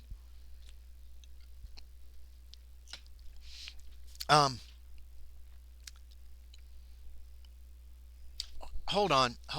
I might have screwed something up here. Gittering has a major wound, and I totally forgot to apply the major wound stuff to him. He rolled like a 36. Um, Major wounds. Oh, crap. We might have to redo this. Because you're right, he fell prone. Can you defend yourself from prone? Yeah, I guess you can. That would have actually, him being prone technically gives him a bonus die, or gives me a penalty die for shooting at him. Although I think I would throw that out at, what's your thought, Trooper? Could Gittering have even fought back, lying prone on the ground with a sledge? I want your honest opinion on what you would say, because I forgot the fall prone thing. And I always forget fall prone. I usually let people keep on with the major wounds. I took a major wound too. Well, I took a major wound with Gittering. He did not fall unconscious. Um, no, it wasn't his turn. It was mine. I had a gun in my hand. That jacked my dex up to 110. So he's laying on the ground. He can't fight back. Can he? Would you allow him to fight back with a sledge after taking a major wound and having fallen prone? Sledgehammers are also so. See, yeah, that's what I'm thinking too. Um, if I was the GM, I would probably call it that he cannot fight back. I get a free shot. I can still move. No. If I move away from Gittering, his cultists are going to block me from him and not let me get my last shot off. So, I'm waiting for troopers. I'm waiting for troopers' decision. I went at the top of the round, so I think you could either go with he can't fight back or he gets a penalty die. I'd say he can't fight back. I mean, you got to look at this realistically. Yeah, I shot him several times. This guy comes up on my right, stabs me, and then I just pull the trigger another time, shoot at Gittering, miss.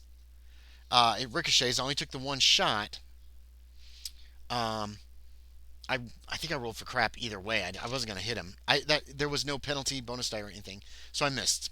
So we're gonna back that up to he did not get to fight back. I missed him because my character is not the best shot. Now it's Gittering's turn. Is standing from prone one of those maneuvers, or can you do that and still attack in a round?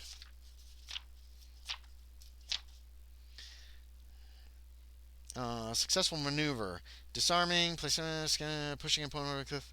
I don't know. I would say stand from prone is not. I will note this part of the book. A character that is prone may stand up when they successfully dodge or fight back against opponent. Alternately, when it comes to their turn in the round, they may stand up and then take their action. Page 128. Doggone it. Yeah, that sounds like he could have fought back while he stood and then pounded me down. So,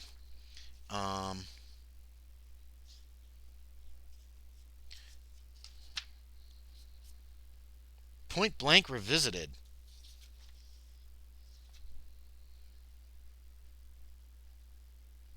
Should have just kicked him.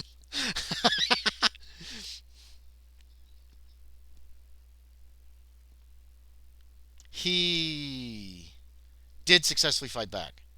Um, but what kind of modifiers do you have for he? That's weird.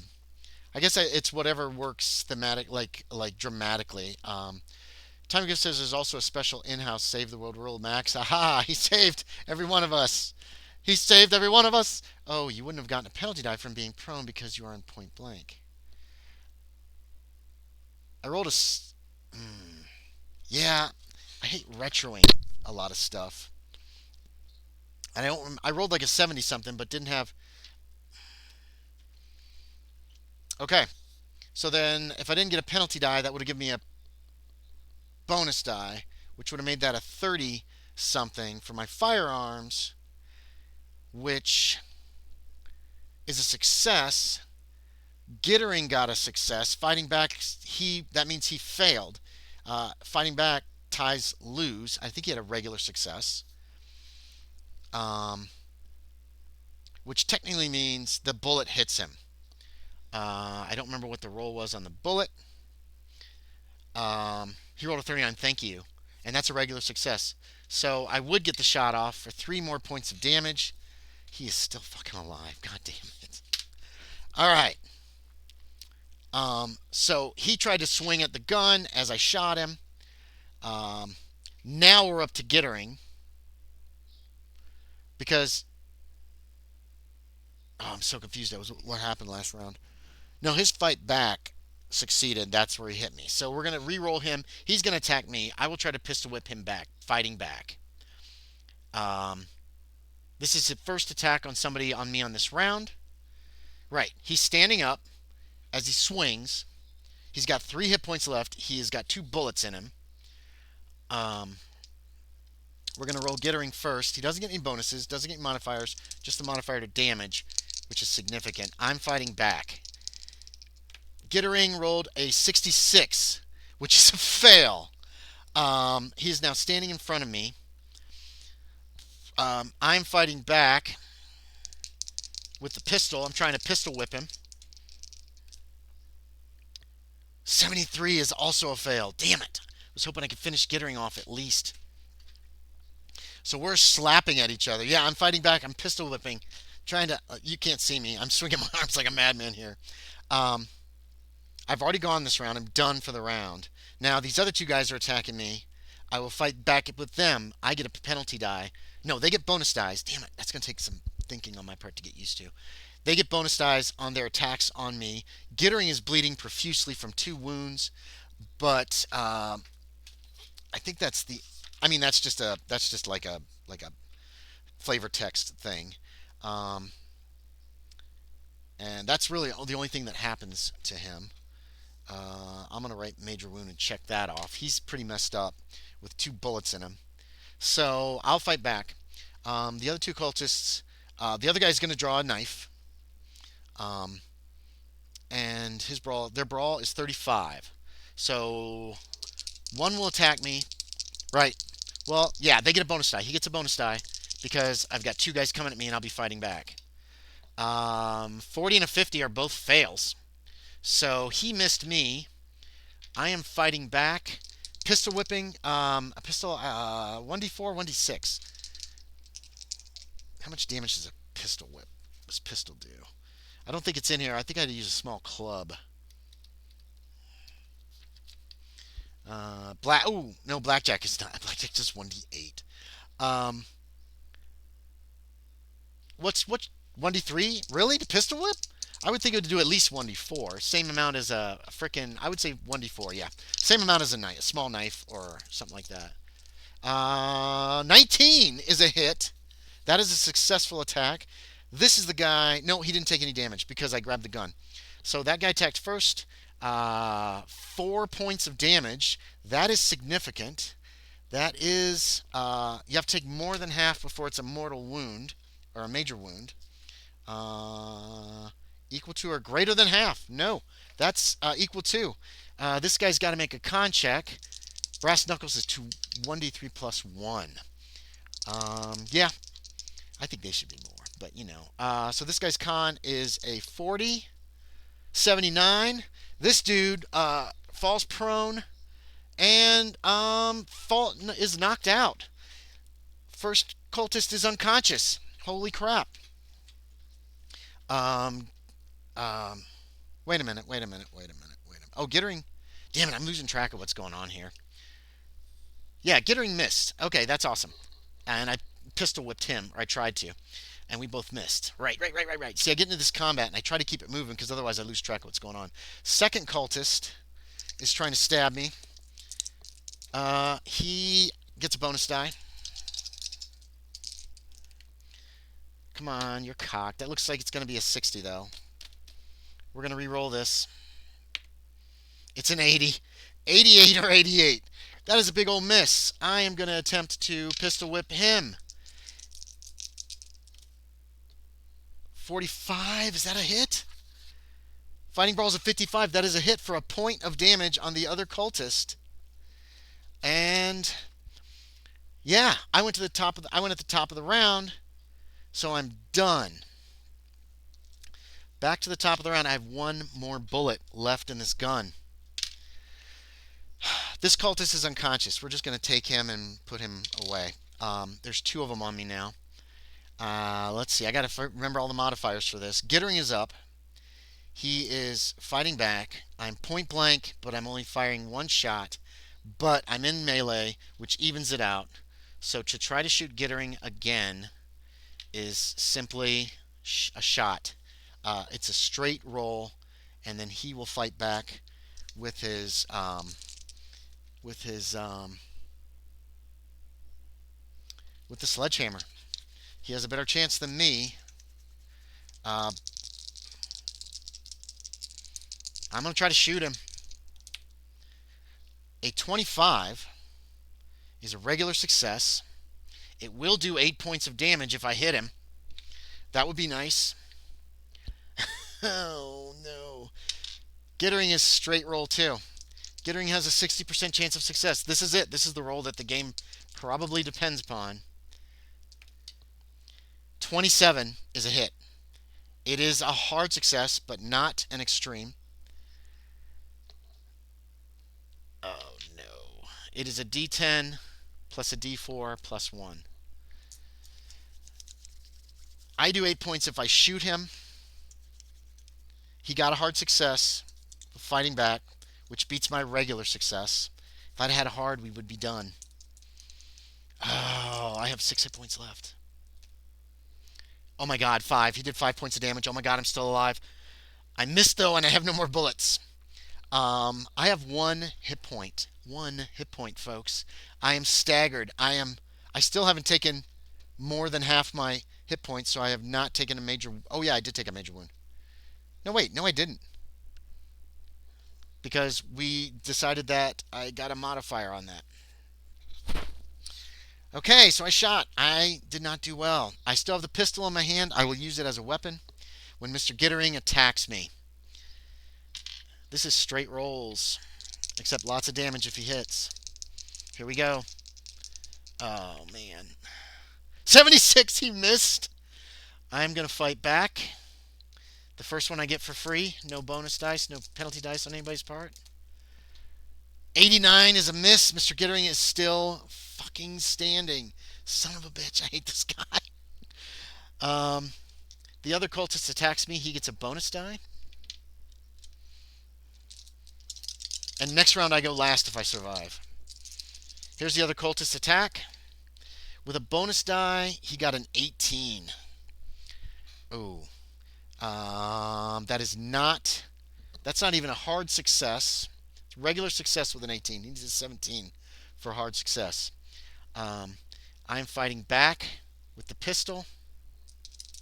He got an 18. He got a regular success. I got a hard success. 3 more points of damage on the cultist. I only did 1 point of damage to him before, didn't I? How many hit points does this guy's got? Okay. Oh, I might have screwed the other guy up. How much did I do? 4? 3. Okay. He's got 5 points left. No, I didn't screw it up. The 8's written down there. Hold on. Did I do 1 point of damage to this guy once? Yeah, I did. 7, 4. Alright. He's got 4 hit points left. But I fight him off. Now here's the problem. Mr. Gittering goes first. He's got a higher dex than me, and all I have is basically some brass knuckles that have a little more weight to them than brass knuckles do. So I will fight back as Mr. Gittering attacks me with the massive hammer again. Man, this has been a long combat. Here's Mr. Gittering's roll. 81 is a fail. I'm going to swing back at him, fighting him off. 60 is a fail for the fighting brawl. The cultist is coming at me. He gets a bonus die. He's still trying to stab me. He rolled a 38 with the bonus die. That is a fail. I am fighting him back with an 11, and I did 4 points of damage. Down he goes. Mr. Gittering is the only one left in this fight. I fought the others off. I get to go this round. I am attacking Mr. Gittering by trying to beat him with this freaking empty pistol that I've got. My brawl is 55. Ah, shit. I threw that one away. That's a 1. I rolled a 99. That is not a fumble because 55 is above a 50. I need 100 to fumble. However, it's a fail. Mr. Gittering rolled a 44. That is a hit. I have 1 hit point left. Son of a bitch. Mr. Gittering hits me for 12 points of damage. A 9 and a 3, which is more points than I have. And I die. Ignominiously, having knocked out 2 cultists and fought for my life using only the butt of a gun. I am definitely dead. I am so dead that let's see what happens at 64. If this is an end of the world thing, it's not going to happen. You collapse in a heap on the ground, your vision fading to blackness. You hear voices around you. Feel a booted foot kick your butt. No, I am dead. I don't feel any of this because I took 12 points of 13 points of freaking damage with that last hammer blow. Since that freaking sledge does a D10 plus his D4 of... Good God. Okay. Is anybody still watching? I don't even know. That was way too long of a combat. Oh, man. Why didn't they give me a gun to start with? All right. If alive, I would have heard... thanks, Trooper. I try to make combat move as fast as I can, but when I'm running a game, I'm just like, go, go, go, go, make a decision, go. All right. I collapse in a heap on the ground, your vision fading to blackness. If I had been still alive, I would have heard voices around me, feel a booted foot kick my dead body, checking for signs of life. Let the harbinger enjoy the body, says a gruff voice in the distance. No, I am dead. I am so dead. I reject this ending. Time of Gift says, reminds me of my Pendragon character in Day 2 of the Battle of Bay, and Day 1 had gone so well. Oh, man, I was so close. If I could have made just one roll against Gittering, I bet I could have taken him out. He was down to 3 hit points.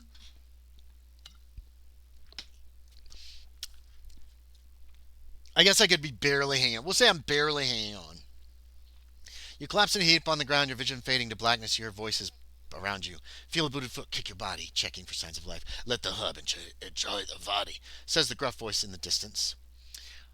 Your will eroded, you accept this fate. The harbinger's touch is cool and comforting as it envelops you in its grotesque embrace. Its form, a nightmare of writhing tentacles and unblinking eyes, consumes you, pulling you into its abyssal depths.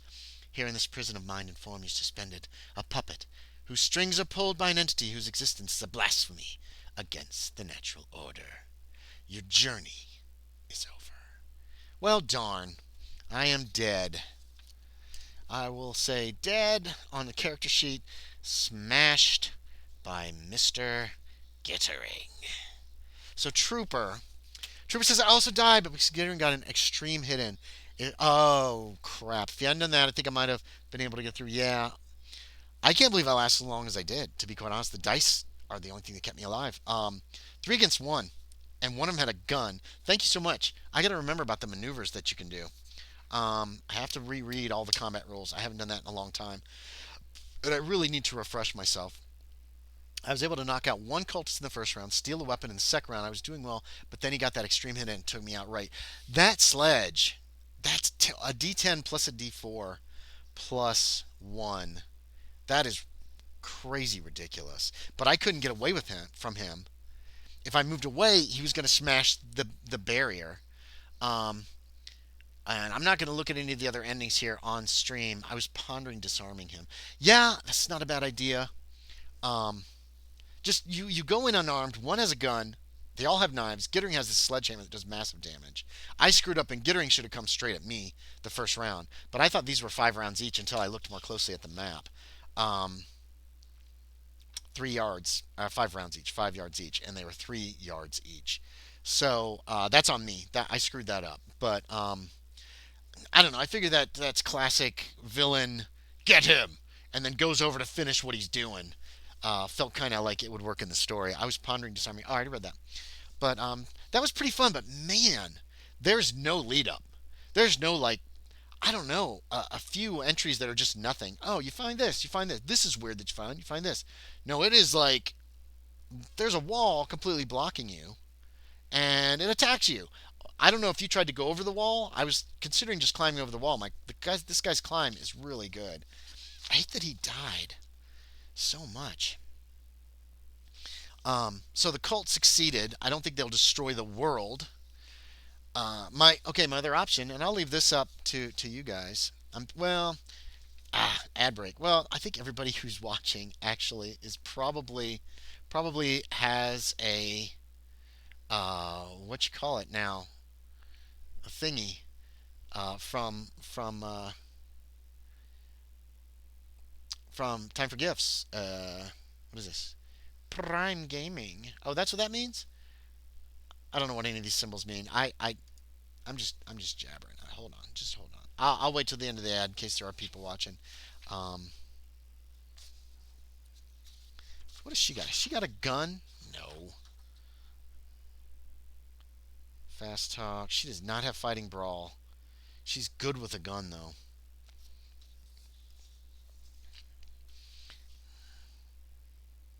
We're gonna pause for a second while I relax here. Man, that combat was a mess. Thank you. Well, let's wait. Let's wait. 27 seconds.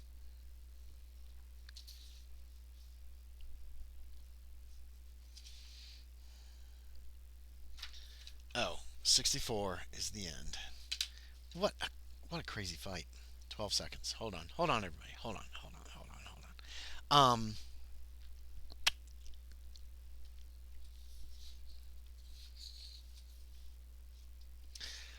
So the cult still exists. Mr. Gittering is down to 3 hit points. He got tore up. He took a major wound. I wish I could have killed that guy so bad. Oh my god. All I did was shoot him, and fight back. Um, so they're not going to destroy New York, obviously, with whatever they were trying to do. What was that? 50? 50 allows me what else to do? If the seal is broken, go to 66. It was not. The door was not broken. Let me see if this destroys New York. Um, I'm not going to say what happens because I know Trooper is going to play this again. Um, what? That's interesting. Yeah. And I'm not really up for destroying my game world because I put all these in the same game world. So for whatever reason, Gittering does not manage to break the seal. Perhaps he's too badly injured to actually finish. To actually finish, something stops Gittering. The world is not destroyed. Yeah, this is an end of the world um, thing. I was able to get Clawhammer to use as a weapon. Oh, that's nice. Hold on, hold on. I was thinking about one thing you could do with the maneuver. You could do something that would give him a penalty die, like shoot him in the leg or something, then all of his maneuvers would be with a penalty die. Um, yeah, the other thing I could have done was just moved away from him. He still could have just come at me and tried to smash me with a sledgehammer. I was able to get a claw. I feel like they've really stacked the odds against you, like completely. I was able to get a claw hammer to use as a weapon. They are totally destroying the world. No, no, no, no, no. No worries. The humans are doing that anyway. But this story will become part of my campaign world. It becomes part of the history of what happens. So, but this leaves us open to Mr. Gittering, so badly injured, doesn't have the strength to actually destroy the world because I don't particularly care for world destroying scenarios anyway. He's gonna have to put it off because he can't break the seal. So badly injured is he? At least now this is just in-game story. Yeah, the world's destroyed probably. Blah blah blah blah blah. The stars are right. They are right now. But Gittering can't even lift that sledgehammer anymore. He's so messed up. He's bleeding like a freaking stuck pig. So for whatever reason, the world doesn't end. Um, or it could, but it doesn't tell me to go to like the end of the world scenario. Just says go to the you get eaten by the thing. If you're defeated, go to 64. Let's see if that takes me somewhere else. No, just your journey is over. You die. So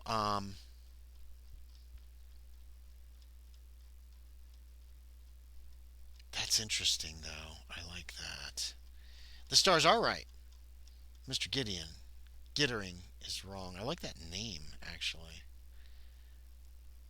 Well, another failure for the. Wait a minute. The end. They say writing down names and stuff does something for you, but I guess I didn't make it far enough. Hey, let me take another look here. Hold on. What if I had beat them? Let's see. Let's just take a peek. I'm not gonna say what it is because again, Trooper's playing this again. Um, um, if you succeed, okay. Blah blah blah blah blah blah. Yeah, okay. Rewards. Here's the rewards. I'm excited to play it again and find new things. Right. Um, you get some. If you discover the fate of at least one of the four lost. Oh, okay. There's that. Oh, okay, okay, okay. Oh, I'm all crouched over. That's not good. Okay, this is interesting. That's interesting. So yeah, it affects the ending a little bit if you save people, which is cool.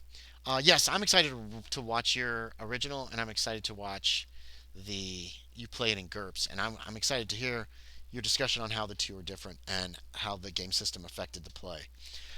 Tommy Gift says a surprise inspection from the Arkham University Engineers Department, perhaps. Oh, yeah, and more than one of them.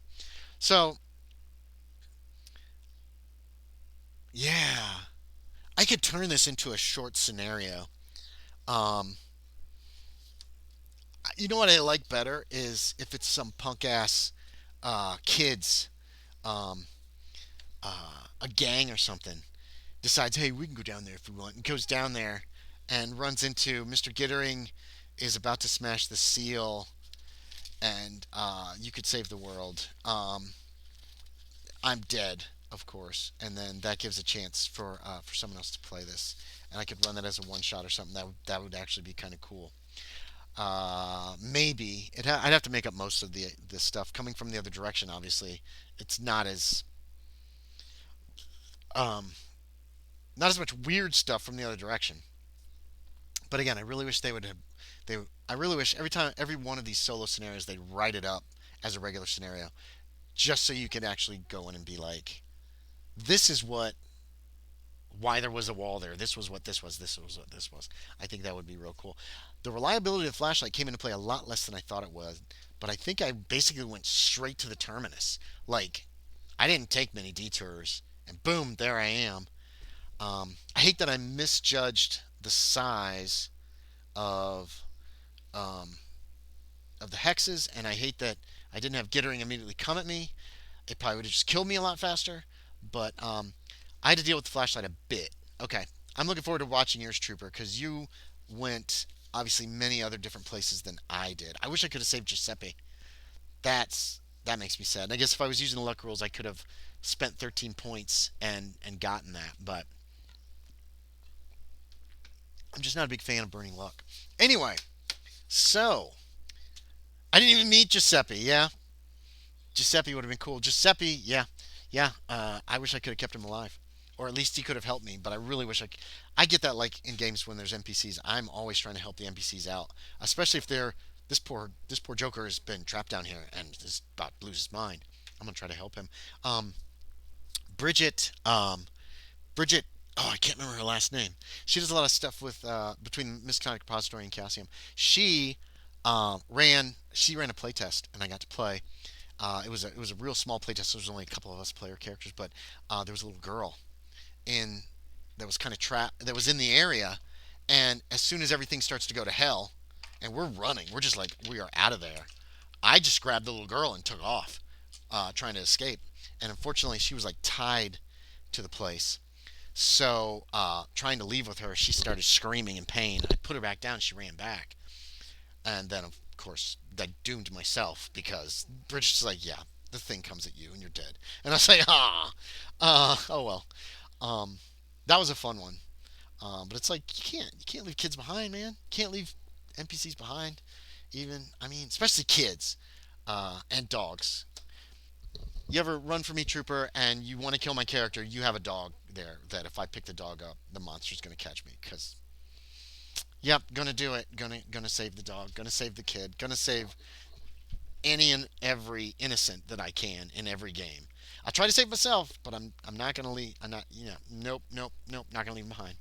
Anyway, having said that, let me see if anybody who I know is streaming. I can quick. We're running over a little bit. Sorry about that. Um, let's see if I can raid anybody. I don't think there's anybody playing tabletop RPGs that I follow right now. What? They've changed all this. Following. No, wait a minute. Teen Magic Academy. Are they playing? Is that what that means? They're live. Um, this is who is this? Teen Magic Academy. Um, yeah, yeah. I guess I will try. I will try. I've had a real bad luck with rating lately, but this is C plus content. I really like them. They've got a real diverse cast of people. Cast. Ugh, I actually hate that term. They got a diverse group of players. They play a bunch of different games. They've played some Cthulhu. I don't know how many people are actually watching because I forgot to look before I went into this. So where's the raid button? Did they? There it is. Start raid. So yeah, we're gonna raid them in 8765. Anybody's left? Hey, thanks for coming. I really appreciate it. I will talk to y'all next time. Oh, now I gotta push another button. Hold on.